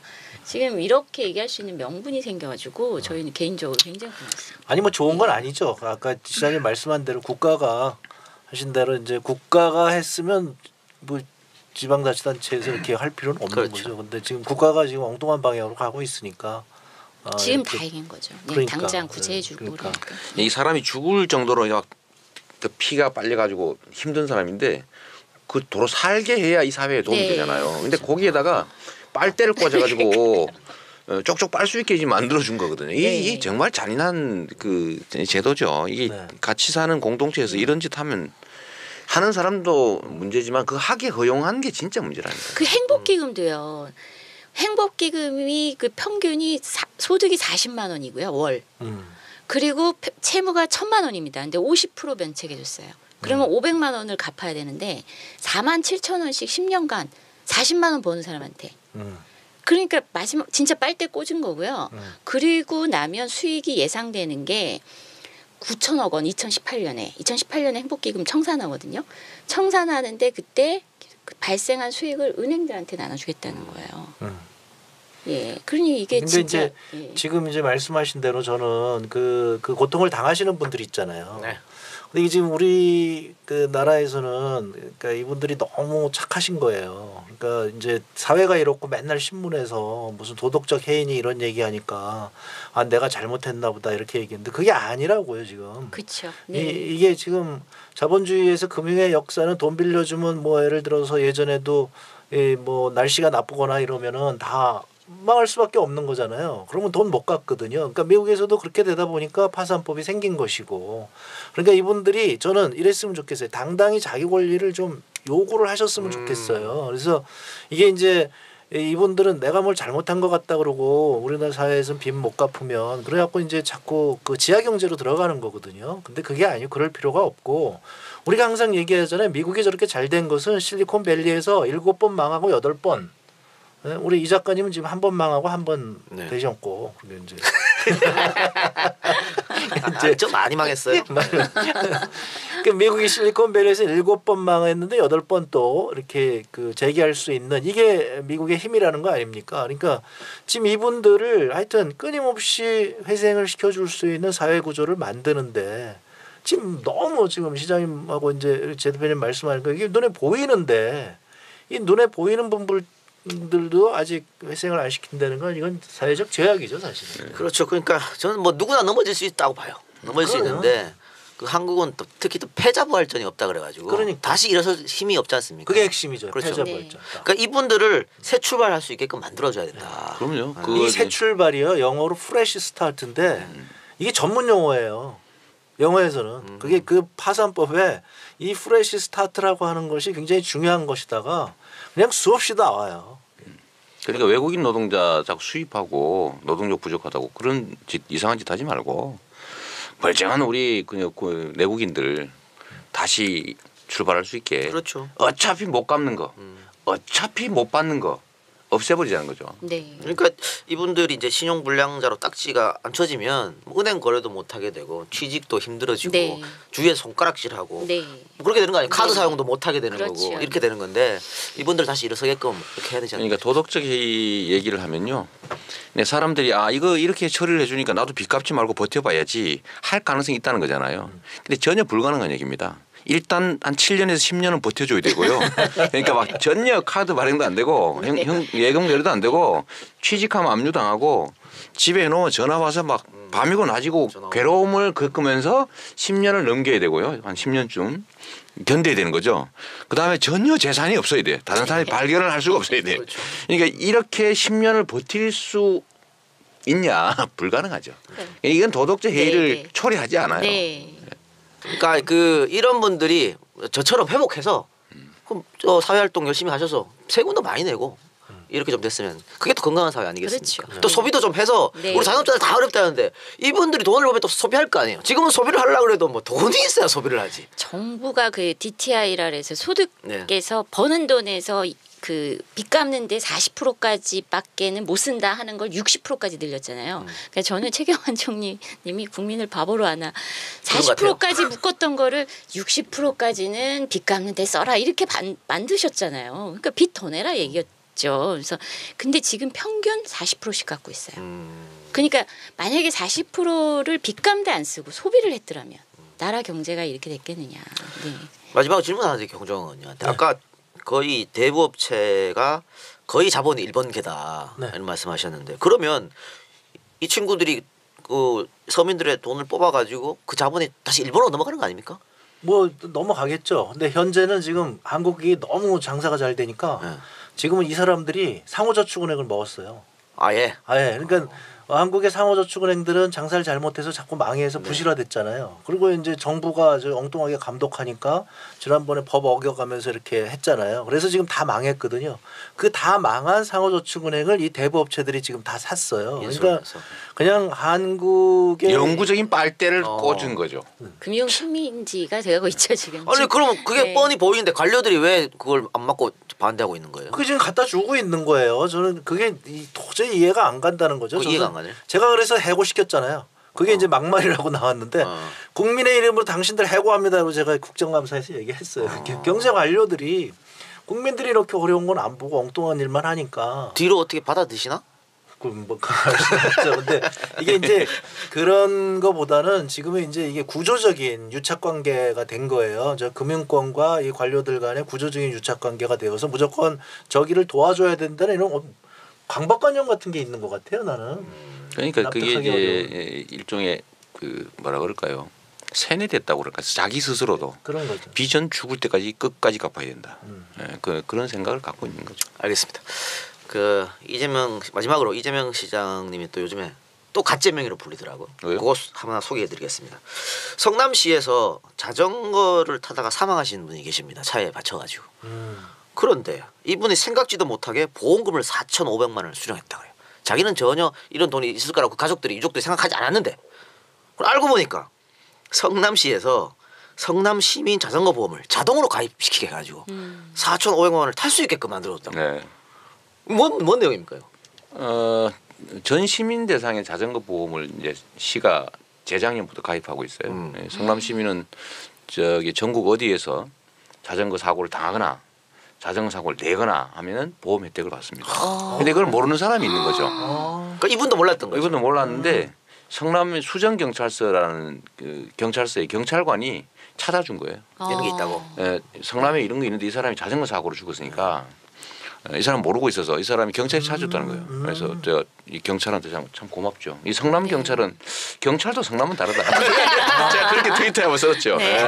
아니 근데 이게 시장님이 대단하신 네. 게 요즘 자전거 보험 들기 쉽지 않거든요. 이게 개인은 안 들어줍니다. 개인이 네. 들어오면 안 들어주거든요. 이게 왜냐하면 보험이라는 게 상당히 많은 수가 있어야지 보험회사가 이게 수익이 네. 나니까. 그런데 지금 이제 시장님이 성남시민 전체를 하니까 이게 되는 거죠. 그건 참 정말 그 보험금은 어떻게 내는 거예요? 보험료죠. 네, 보험료. 보험료는 예산에서 예산에서. 냅니다. 예. 그러니까 성남시 그렇게 예산에서. 복지네요. 그것도 보편적. 아니 복지. 시민 전체가 네. 그렇게 들으면 보험료도 싸지죠. 엄청 쌉니다. 네. 1인당 뭐 한 뭐 저 100몇십 원 정도. 야. 엄청 싸죠. 예. 그래서 다시 한번 이건 네티즌들이 정말 대단한 거예요. 네. 제가. 가짜명을 외쳤다니까요. 네, 내 시장님 항상 이제 감탄하지만 네. 이게 이제 경제 원리로 보더라도 이건 대단한 것이고 네. 지금 이제 자전거가 엄청나게 지금 그 활발하게 유행이 됐잖아요. 근데 저 되게 되게 위험하거든요. 사망사고 많이 납니다. 제가 저 미국에서 3번 떨어져 봤거든요. 자전거 타고 거기 학교 다닐 때 이렇게 타고 다니다가 그래서 저 되게 위험해서 야 저거 뭐 건강에는 좋고 다 좋은데 그런 문제가 있다 그러는데 그것도 저 보험도 안 될 건데 나 이렇게 생각했는데 역시 단체로 하니까 가능합니다. 성남은 다르군요. 네. 또 그거를 제가 여기서 홍보하게끔 만들어주잖아요. 그냥 오늘 출연료는 그걸로 알겠습니다. 오늘 이제 마무리할 시간인데요. 세 분 마지막으로 뭐 주빌리 은행에 대한 뭐 소회라든가 앞으로 계획이라든가 뭐 인사라든가 해주시기 바랍니다. 제가 먼저 할까요? 네. 오늘 청춘 FC하고 그 성남 FC의 친선 경기가 있었습니다. 성남 FC가 1대0으로 졌어요. 축구 관심 있는 분들 중에 이 성남 FC의 그 로고가 롤링 주빌리 은행을 홍보하고 있습니다. 어허, 그렇습니다. 국내 프로 축구단 중에 유일하게 우리 성남 프로 축구단 성남 FC가 공익 광고를 하고 있죠. 근데 그 공익 광고가 바로 지금 말씀드리고 있는 주빌리 은행입니다. 그 가슴에 롤링 주빌리라고 써져 있죠. 그걸 달고 유니폼 입고 나간다는 네. 거죠. 유니폼에 그 제작이 되는 거. 다른 회사는 무슨 은행 네. 무슨 중공업 이런 식으로 써놓은 자리에 우리는 롤링 주빌리를 쓰고 있는 그 거죠. 밑에다가 이재명 달게 해서 큰일 나요. 어쨌든 이 롤링 주빌리 은행이 좀 광범위하게 많이 알려져서요. 우리나라에 그야말로 이렇게 썩어가고 있는 그야말로 참 개인도 불행하고 국가적으로도 손실이고 한 이 장기 연체 채무 시장 정상화라는 거에 좀 많이 관심 가지면 좋겠어요. 그리고 전국으로도 이 금융복지상담센터도 많이 확대되고 전국적으로는 아니 뭐 공적 자금으로 기업한테 169조 원이나 썼는데 여기는 왜 1,000억도 안 쓰냐. 한 1조 원만 쓰자. 그거 하면 국가한테 분명히 1조 원 이상의 그 이득이 있을 거다. 좀 그게 최종적으로 그렇게 됐으면 좋겠어요. 좀 같이 사는 사회. 빚 한 번 빚으면 뭐 죽을 때까지 그 빚 끌어안고 끙끙거리다가 자살하고 이러지 않았으면 좋겠습니다. 알겠습니다. 너무 홍 의원님. 네. 그 저는 요즘 저를 소개할 때 그 작년에 그 문제가 되었던 신혼부부에게 집 한 채를 그래서 저를 일약 대통령 후보급으로 허경영 씨와 같은 급으로 놓은 게 있잖아요. 근데 제가 보면 충분히 가능하거든요. 우리가 집권하면 그렇게 될 건데 이게 정말 그렇게 가능하냐는 많은 사람들이 의구심을 갖고 있던데 이렇게 성남시에서 이런 것들을 다 보여주시잖아요. 네. 시장님이 관심을 갖고 하면 사람들이 생각할 때 저게 돼야 하는 게 다 된단 말이죠. 이 신혼부부에게 집 한 채를도 이게 충분히 가능한 겁니다. 이제 그런 말씀을 드리고 싶고요.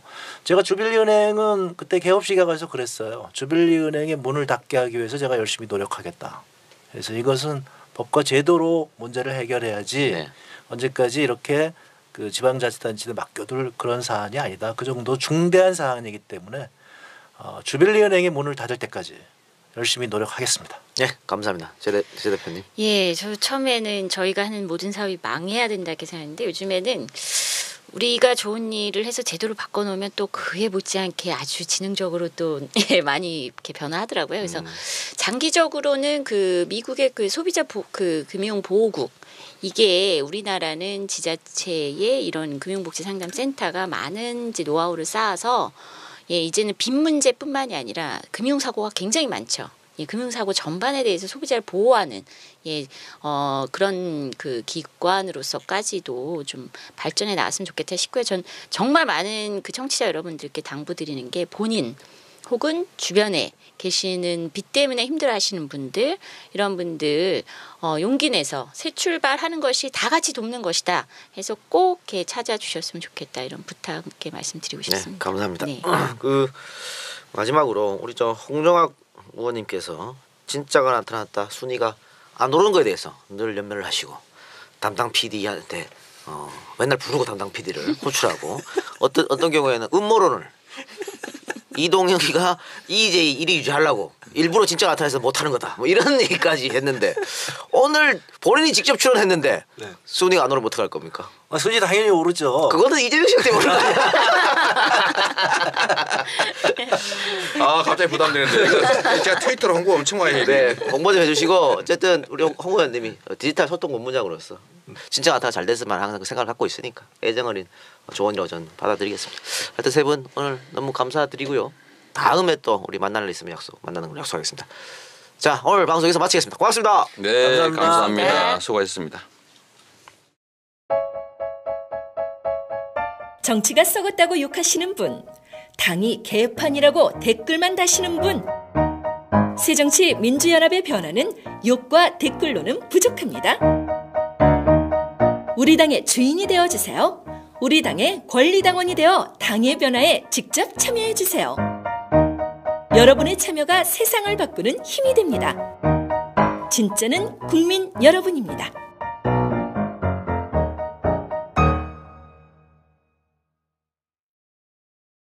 하니까 네. 자꾸 이구문권 아니면 이제 TV에 요즘에 맨날 틀면 나오는 네. 대부업체로 가지 않습니까? 근데 그게 이제 이율이 굉장히 비싸니까 네. 더 악순환에 빠지게 되는 것이죠. 그렇죠. 네. 근데 이 시장님이 방금 이 사람들 부채를 없애주는 게 국가적으로도 이득이다 이렇게 말씀하셨는데 우리 제 대표께서 이 좀 구체적으로 이 빚 탕감이 왜 필요한지. 그러니까 예를 들면 그거예요. 그러니까 지금 이렇게 뭐 600만 원에서 800만 원 늘었다 이렇게 말씀하셨는데 그것도 하위 20%에서 네. 예, 제도금융권 빚이 그만큼 잡힌 거고요. 아, 예, 사실은 대부업체로 넘어가면서부터는 1,200조 안에 카운팅이 안 돼요. 아예 그냥 잡히지 예, 아예 관리를 안 하기 그럼 때문에 더 심각한 상황이라고 더 봐야겠네요. 심각하다는 거고 그래서 이 위기가 되게 숨겨져 있습니다. 근데 이게 또 보면은 저희가 최근에 그 부실채권 확보해서 보니까 외환위기 직후의 빚도 그렇게 많다는 거예요. 그러니까 뭐 외환위기 지난 지가 거의 뭐 10몇 년, 20년이 다 돼가는데 아직까지도 그 빚이 회전되고 있다. 그래서 어떤 분은 이렇거든요. 그러니까 15년 전에 남편이 진 한 200만 원 빚. 예, 그게 다시 이자가 붙어갖고 1,600만 원이 청구가 들어온 거예요.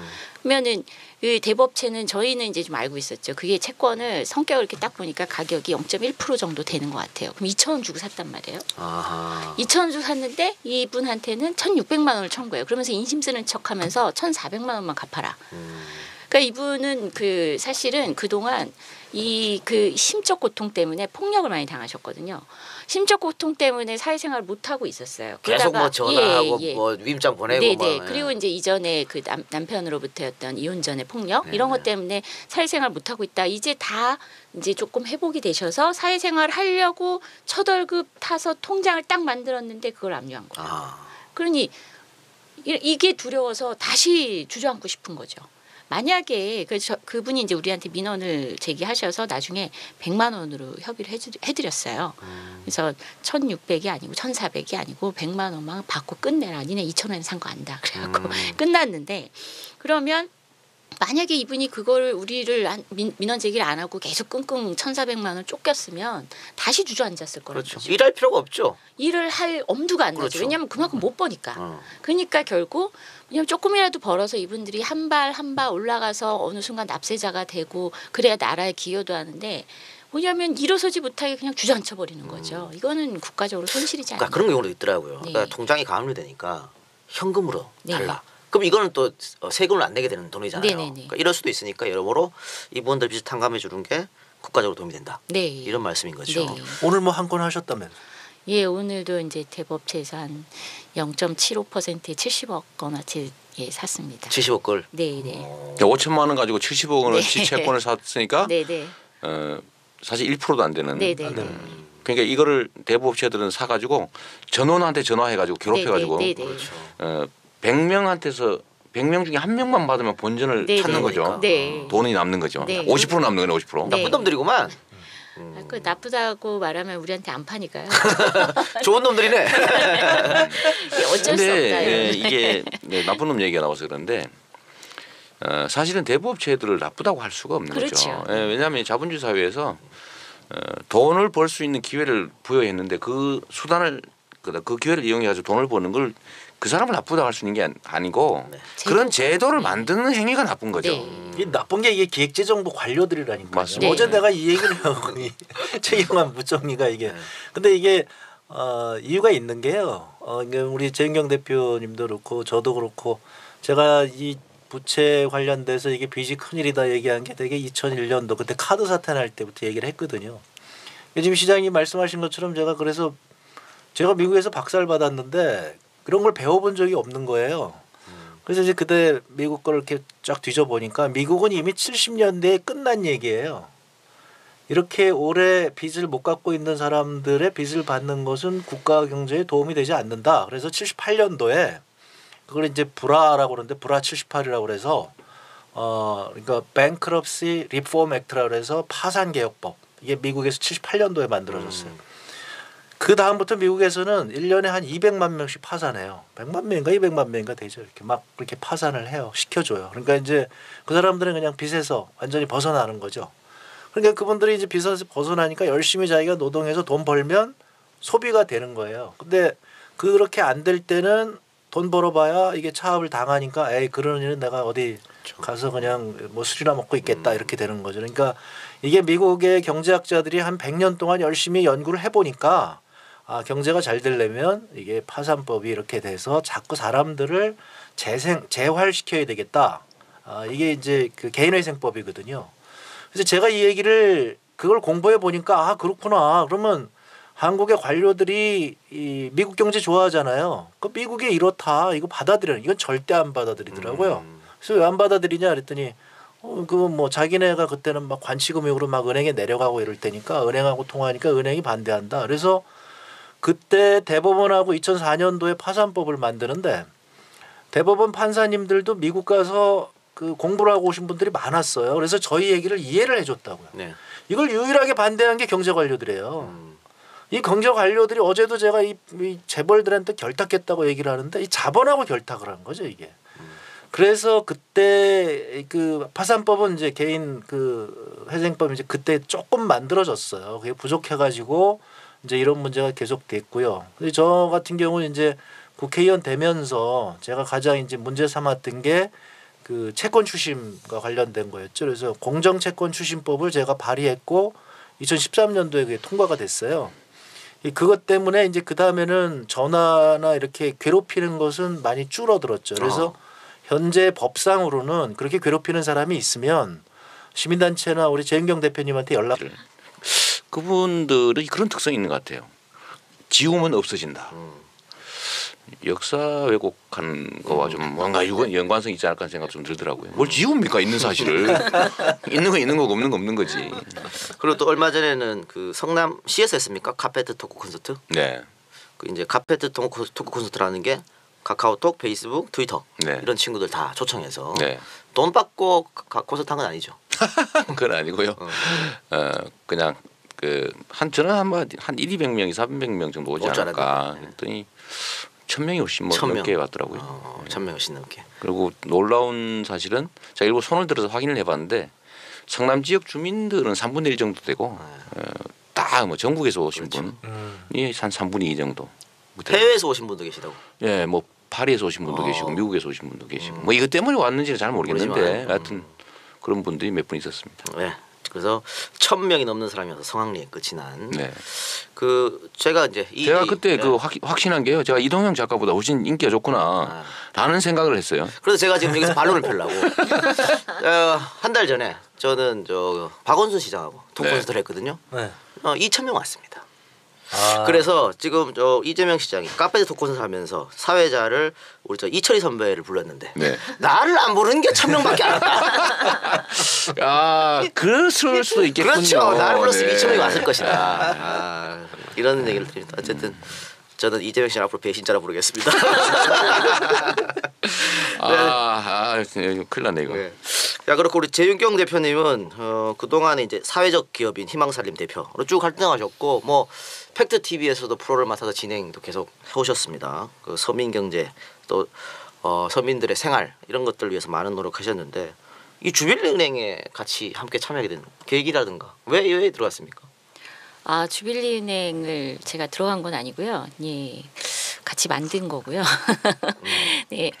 진짜 제가 오늘도 대부업체를 만나고 왔는데 명함을 드리니까 예, 대부업체 사장이 이제는 주빌리은행을 알더라고요. 제가 작년부터 채권을 태우고 다녔는데 특히 이제 작년에 처음에 소각 행사를 했을 때는 좀 이렇게 기대만큼 여론이 많이 움직이지는 않았어요. 그래서 되게 실망을 하고 있었는데 뭐 이재명 시장님께서 성남시에서 굉장히 이렇게 많이 힘을 실어 주셔갖고 지금 여기까지 왔는데 네, 그 은행 명함 내미니까 진짜 은행이냐 이렇게 예 묻는 분들 은행에서 왜 이런 일을 하느냐 뭐 이런 분들도 간혹 계시는데 이제는 진짜 대부업체들조차도 아니 우리가 가끔 채권도 기부하는 걸로 알고 있는데 기부하는 우리를 나쁜 사람 만들고 약탈적 대출자라고 하면서 예 이런 사업을 야 참 용감하다 뭐 이런 얘기도 하더라고요. 근데 이 주빌리은행은 다른 게 아니고요.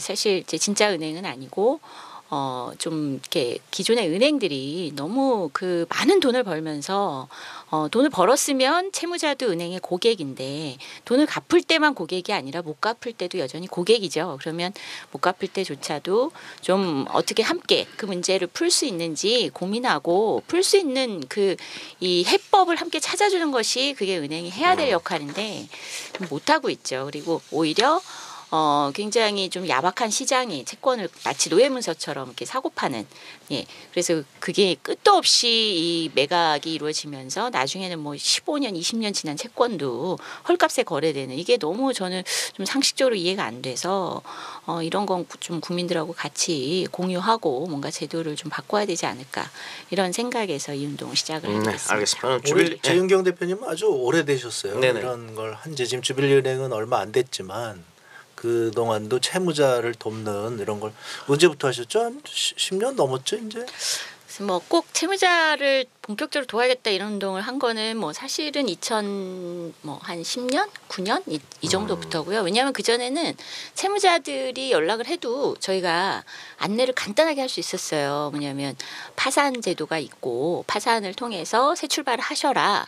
그리고 또 배드뱅크도 있고 그리고 이런 게 전제가 됐기 때문에 채권자들이 만약에 대부업체에서 갑자기 돈 갚아라 그러면 내 빚 다 할인돼서 산 거 아니까 좀 깎아줘라. 이렇게 협상을 해라. 그리고 실제로 그렇게 조언만 해줘도 협상에 성공을 하는 경우가 많았어요. 그래서 저희가 이렇게 굳이 이렇게 크게 팔 걷어붙이고 나서야 되는 게 아니었는데 한 2008년부터 우리 이렇게 MB 대통령께서 많은 걸 거꾸로 뒤집어 놓으셨잖아요. 그래서 이 파산 제도도 굉장히 진입장벽을 많이 만들어 놓고 이 배드뱅크도 원래는 공기업이 이렇게 주도했었는데 민간 시장에 다 넘겨버리고 이러면서 이게 이제 채무자들의 인권이 완전 심각한 지경까지 간 거죠. 그래서 이때부터 이제 좀 본격적으로 좀 시작을 하게 됐습니다. 이런 제도가 조금 더 빨리 됐으면 어땠을까? 제가 신용불량자가 2005년에 됐는데 그때는 이런 게 없었어요. 그래가지고 네. 제가 이자만 탕감받고 네네. 원금을 8년에 나눠서 내가 다 갚았습니다. 네. 그때 이런 제도가 있으면 어땠을까? 처음에 그게 아마 상록수 그것도 배드뱅크인데 그때는 원금 감면이 없었고 네, 전혀 없었습니다. 네, 그 다음에 생긴 게 그 원금 감면이 50%가 생겼고 그 다음에 생긴 게 2006년에 개인 파산이 또 생겼어요. 그러니까 네. 어쨌든 저도 사업을 한 3년 정도 했는데 네. 쉽게 말해서 망했군요. 망했죠. 쫄딱 망했죠. 쫄딱 망했는데 그 원금을 사업에서 필요한 운영 자금 이런 걸 빌렸으니까 그 원금을 다 갚으라 그러니까 어떻게 갚을 방법이 없더라고요. 네. 그런 좀 안타까움이 좀 있었습니다. 네. 그 여러분들도 하여튼 사업 망했다고 좌절하지 마시고 네. 또 저처럼 이렇게 또 뛰어오를 수 있으니까 네. 늘 용기를 가지시기 바랍니다. 또 주빌리은행 같은 좋은 제도가 있으니까 그걸 많이 통해서 이용하시면 될 것 같고요. 주빌리은행에 대한 본격적인 이야기는 조금 이따 하기로 하고 우선 오늘 중앙위원회 혁신안 결과가 나와서 만장일치로 통과가 됐습니다. 일부에서 저 진삼남매랑 그 얘기를 나눴는데 오늘 이재명 시장님도 중앙위에 참가하셨으니까 네. 잠깐 여쭤보겠습니다. 그 현장 분위기는 어땠습니까? 뭐 특별한 거 없었는데 일부에서 이제 무기명 투표하자 뭐 그러시다가 그게 안 되는 것 같으니까 몇 사람 나갔고 나머지는 뭐 거의 대개는 뭐 큰 이견이 없어서 그냥 만장일치 통과됐습니다. 홍정님도 참여하셨죠? 네네. 어디 계셨어요? 저 홍희님 전 봤어요. 왼쪽 앞에 있는 거. 네네. 그러셨구나. 딱 중간 중앙에 있었죠. 제가 늦게 가가지고. 네. 아니 뭐 우리 중앙위원회 뭐 원래 모습이 그렇습니다. 근데 제가 느끼기에는 요즘 당이 이렇게 뭐라 그럴까요? 살얼음판을 걷고 있으니까 다들 좀 조심하는. 그래서 당이 통합해야 된다는 얘기들을 또 많이 하셨고요. 그래서 뭐 큰 소리도 있었지만 통합해야 된다 그러고서 거기에 이제 뜻이 모아졌다 이렇게 봐야 되겠죠. 참 그 이런 자리에서 총선 승리 이런 건배사람 뭐 이런 거 해도 되나? 안 됩니다. 무혐의라는 거 아니에요? 아, 공무원이 그러면 안 됩니다. 그 중앙선관위의 잣대는요 2가지예요. 자를 두 그렇죠. 개가 주구나. 여당 관계된 사람이 그런 얘기하면 괜찮은데 야당 쪽 사람이 그런 얘기하면 바로 아웃입니다. 그럼 뭐 총선 승리 이런 얘기. 그거 절대 하면 안 됩니다. 안 하겠습니다. 성남 밖에서 해도 안 될까요? 네, 알겠습니다. 어쨌든 다들 이제 단결해야 된다 이렇게 말씀을 홍정학 의원님 하셨는데 문 대표로서는 1차 관문 넘어가는 것 같고 재신임 카드를 던졌는데 이것도 잘 넘어가리라 봅니까? 개인적으로 어떻게 생각하십니까? 그게 약간 지금 변수가 생겼어요. 그래서 오늘 중앙위원회에서 그 서른 의원님도 얘기하셨고 그다음에 이종걸 원내대표님도 얘기하셨고 네. 두 분이 재신임 보담은 당내 통합위를 만들어 달라. 그래서 그 통합위에서 이제 그 당이 통합할 수 있도록 그렇게 해서 총선 승리를 향해 가자. 이런 얘기를 제안을 하셨고 그게 굉장히 많은 사람들이 호응을 얻었거든요. 그렇습니까? 그래서 그 얘기가 지금 어디까지 그 진전이 됐는지 모르겠는데 여러분들이 그런 얘기를 하는 걸 보니까 아마 대표께서도 그렇게 아마 가지 않을까 이런 생각을 해봅니다. 아마 최소한 논의는 할 것 같고요. 그러니까 지금 이제 혁신위가 끝났으니까 그 혁신위 어제 이제 그 문재인 대표하고 안철수 전 대표 두 분이 이제 만나셨다고 그래요. 네. 그래서 이제 그때 오늘 말씀하시는 거 보면 나쁘지 않았다. 앞으로 두 분이서 혁신에 대해서 논의하겠다. 뭐 이런 얘기를 하셨거든요.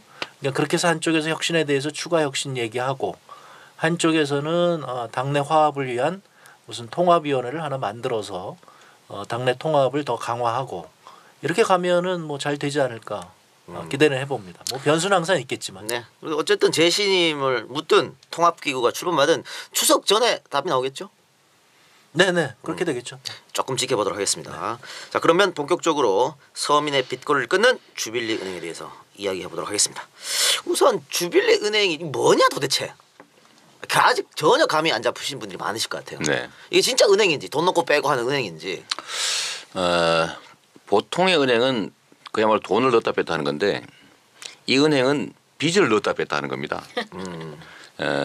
이게 은행법상에 이제 은행은 아니고 우리 시민들이 잘 모르는 아주 특이한 시장이 하나 있습니다. 그러니까 이 장기 연체된 채권이 거래되는 이것도 하나의 상품처럼 거래되고 있거든요. 팔고 사고 하는 거죠. 팔고 사고 하는 거죠. 근데 시간이 지나고 이제 회수 가능성이 적으면 점점점 그 채권의 가격이 떨어지는데 이 시장에서 저희가 이 뭉텅이로 원금의 한 뭐 1% 많게는 뭐 10% 5% 이렇게 되는데 그 금액으로 사서 이제 없애주는 거죠. 근데 이게 원래는 정부가 해야 될 일인데 지금 정부가 못 하고 있으니까 민간에서 모금이라도 해가지고 예를 들어 한 1억 정도 모금하면은 한 50억에서 뭐 많게는 한 100억까지도 채권을 살 수 있으니까 사서 다 없애주는 거죠. 대신에 없애주는 대신에 이제 우리 장기 연체된 그 채무자들 다른 대부업체는 막 전액 갚으라고 얼마나 괴롭히겠어요. 근데 우리는 그렇게는 안 한다. 역량이 되면 뭐 한 7% 정도 일부라도 갚으면 좋겠고 뭐 못 갚으면 할 수 없고 근데 이렇게 빚을 좀 채권 시장에 사서 없애주는 그런 은행을 하나 만들어 보자고 했는데 우리 제 대표님 제안으로 제가 이제 은행장을 맡게 된 겁니다. 그 악성 부채를 사서 없애준다는 것 같은데. 그렇습니다. 문제는 자금은 어디서 마련합니까? 그러면? 이게 이제 정부의 시책으로 예산으로 하면 좋긴 한데 아직까지는 국민적 공감대라고 하는 게 완전하지 않아서 이거 혹시 뭐 도덕적 해이를 유발하는 거 아니냐. 그런 왜 반응이 남의 나올 수 빚을 있죠. 대신 갚아주냐. 뭐 열심히 갚는 사람만 바보냐. 뭐 이런 얘기들이 있을 수 있기 때문에 일단은 이제 민간 모금을 통해서 자금을 좀 마련하고요. 근데 이게 이제 국민적 공감대를 이루어서 아주 장기간 연체돼서 실제로 갚을 능력이 없는 빚을 지고 있는 사람들. 이 사람들 것은 정책적으로 면제를 해주는 것이 정리해 주는 것이 국가 경제적으로도 이익이다. 예를 들면 이런 사람들은 결국 복지 혜택을 받을 수밖에 없거든요. 정상적인 경제 활동이 안 되니까. 그러면 국가의 복지비 지출도 줄어들 수 있다. 빚을 싹 탕감하고 이 사람들이 정상적인 경제 활동을 시작하면 또 산업 정책적, 경제 정책적으로도 좀 이익이다. 그래서 이런 여러 가지 측면들이 국민적 공감대가 만들어지면 이제 예산을 가지고 옛날에 뭐 공적 자금이라는 이름으로 기업들한테 대대적으로 빚 탕감해 줬지 않습니까? 이제 그런 예산의 아주 극히 일부 170조 원 정도 가까이 기업에 투자했는데 뭐 한 1조 원 정도만 하면 한 50조 원 정도의 이 악성 채무는 없애줄 수 있지 않을까 그런 기대를 하고 있습니다. 그러니까 악성 채무가 사실은 돈이 없어 갚을 능력이 없어 못 갚는 거 아니겠습니까? 그렇습니다. 그러니까 특히 이제 서민층한테 집중된 것 같은데 네. 제가 자료를 보니까요. 하위 20%의 저소득층 금융부채가 네. 1인당 868만 원. 올 1분기예요. 네. 근데 2012년에 보니까 616만이었더라고요. 40%가 무려 3년 만에 40%가 증가했는데 이 사람들은 사실은 우리가 말하는 시중은행 1금융권에서 돈 빌리기가 거의 힘들고 불가능. 흥미진진, 무궁무진, 총행무진, 뇌생남과 진짜 삼남매의 티격태격 토크쇼 진짜가 나타났다. 이 난장판에 끝판왕 차례 진짜가 나타나 나나나나나나나나나.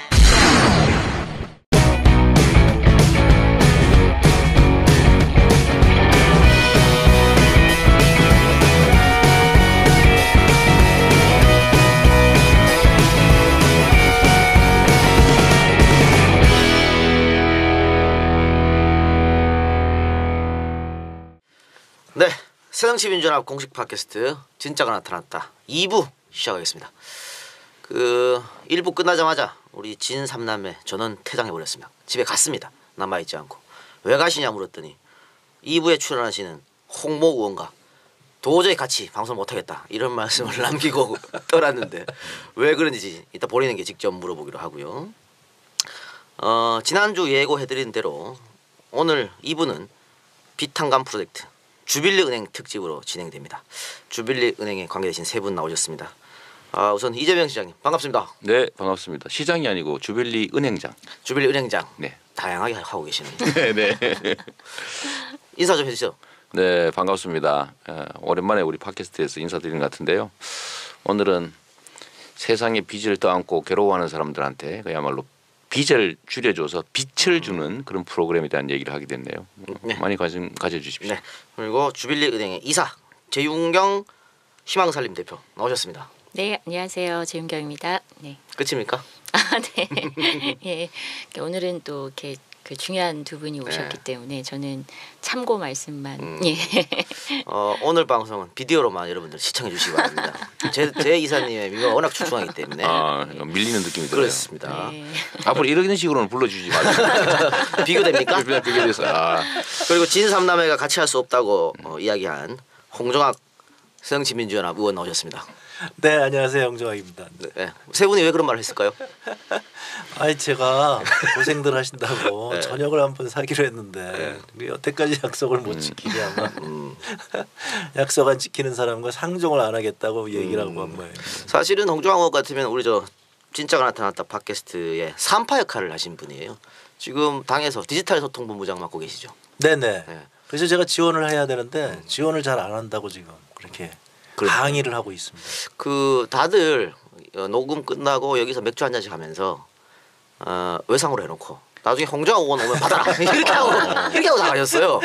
그래서 오늘은 결제를 해주고 갔으면 하는 바람이 들고 우리 홍정학 의원님은 국정감사에서 실세총리라고 불리는 최경환 의원과 설전을 벌여서 그게 뭐 인터넷에 막 떠돌아다니고 있습니다.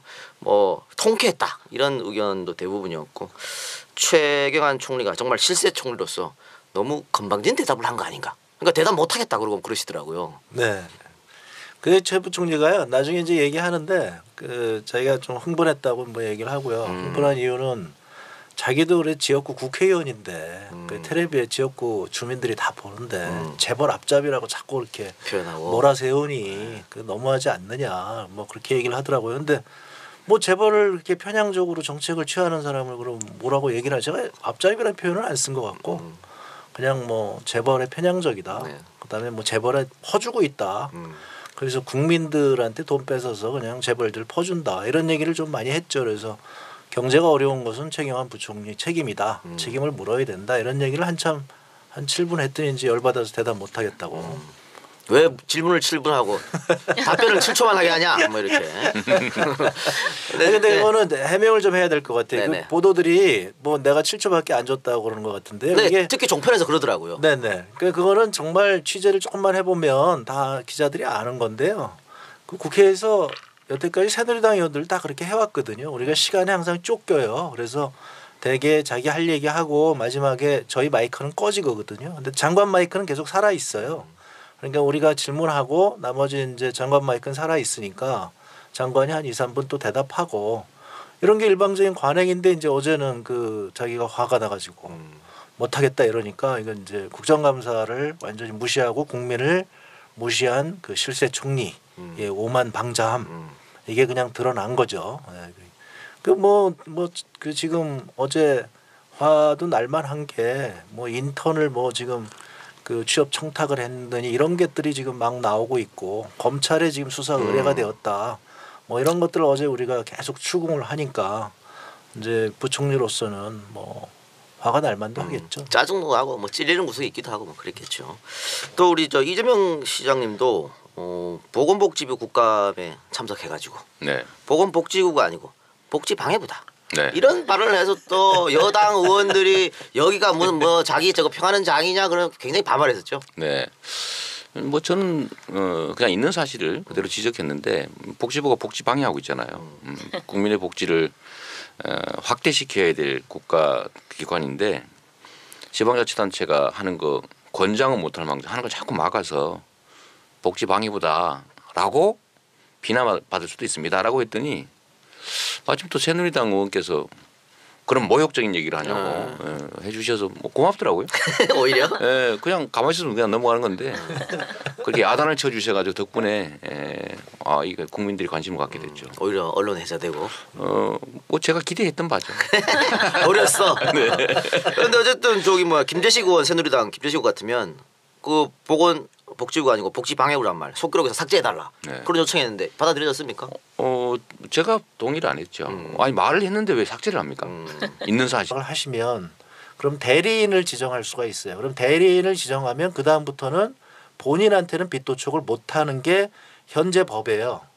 근데 많은 분들이 그 제도를 잘 모를 것 같은데. 잘 모르세요. 그러니까 이제 근데 이제 좀 그러니까 혼자 이렇게 굉장히 괴롭힘을 당하시고 모르는 분들이 있어서 좀 안타깝더라고요. 그러니까 이제 우리 재경 대표님한테 물어보시면 그 쫙 가르쳐 주십니다. 그리고 뭐 시민단체들이 요즘 여러 있기 때문에 혹은 지방자치단체에서도 하고 있잖아요. 성남시 채무상담센터로 연락하시면 다 상담해 드립니다. 전국에서 다 해도 되는 전국에서 해도 됩니다.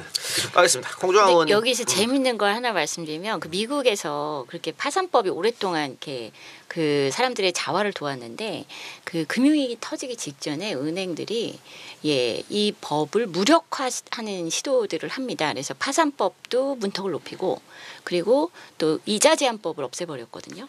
그래서 이런 게 미국 내에서 이렇게 다시 그 제도적으로 뭔가 채권자에게 유리한 방향으로 가서 그래서 미국의 금융위기가 더 이렇게 그 커지는데 폭발력이 커지는데 기여했다 이렇게 얘기를 하더라고요. 많은 전문가들이. 그래서 실제 이 그 서프라임 사태가 결국은 이 약탈적 대출의 문제였거든요. 그러니까 그러니까 뭐 처음에는 5%짜리다 해놓고 3달 지나서 이게 30 몇 %씩 그게 이자 제한법이 없어지면서 그렇게 생겼고, 근데 이분들이 파산을 못하니까 자기가 속아서 대출을 했는데 파산을 못하니까 집도 뺏기고 모든 걸 뺏기고 이러면서 금융위기가 터졌다 이런 얘기가 있거든요. 그래서 사실 이게 파산을 해주는 것이 오히려 자본주의는 이렇게 위기를 좀 슬기롭게 넘기면서 그렇죠. 금융이 잘 순환할 수 있도록 하는.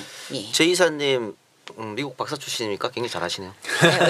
그런 건 아니고요. 그건 아니고요. 네. 왜 이 얘기를 하면 홍정아 의원이 또 경제 전문가라서 자기가 미국 박사라는 걸 은근슬쩍 자랑해서 물어봤어요. 그래. 네. 아니 근데 이게 중요한 거예요. 그러니까 지금 이제 그 미국이 그때 그렇게 좀 이렇게 거꾸로 가려고 그러긴 했지만 지금 전 세계에서 가장 채무자에게 유리한 제도를 갖고 있는 건 미국이거든요. 네. 근데 지금 2008년도에 경제 위기가 미국에서 시작됐는데 지금 상황이 가장 좋은 건 미국이잖아요. 그 이유가 바로 파산법이 있다는 거예요. 왜냐하면 미국에 그때 빚을 졌던 사람들이 그때 파산들을 많이 했어요. 그러니까 그다음에 이 사람들은 그냥 혼자 또 일하면 소비를 할 수 있는 거예요. 그러니까 미국은 지금 다시 고용이 늘어나고 이렇게 살아나는 거죠. 다른 나라들은 이게 안 돼 있기 때문에 그냥 계속 빚에 허덕이고 있는 거예요. 그러니까 소비가 늘어나지 않고 계속 침체하고 이게 장기적으로 쭉 가는. 그러니까 역설적으로 그다음에 이제 요즘 이거는 이제 오늘 이거하고는 관계가 없지만 주택담보대출에 요즘 비소구권 대출이라고 이렇게 얘기가 나오잖아요. 그러니까 이건 뭐냐면 대출을 받았는데 집값이 떨어지면 그냥 나 더 이상 이 집 내가 안 가질래 하고 나오기만 하면 빚이 아무리 많아도 그 빚에 대해서는 은행이 책임지지 이 사람한테 책임을 묻지 않는 거예요. 네. 그러니까 미국에서 그 모기지 때문에 서브프라임 모기지 때문에 이제 그렇게 문제가 됐는데 집값이 떨어지니까 많은 사람들이 그럼 나 더 이상 이 집에서 안 살래 그러고 나갔거든요. 대신에 그 집에서 안 살고 나가서 월세 살면 되니까 직장을 가진 사람들은 월세만 내고 다시 정상적인 경제 활동을 하는 거죠.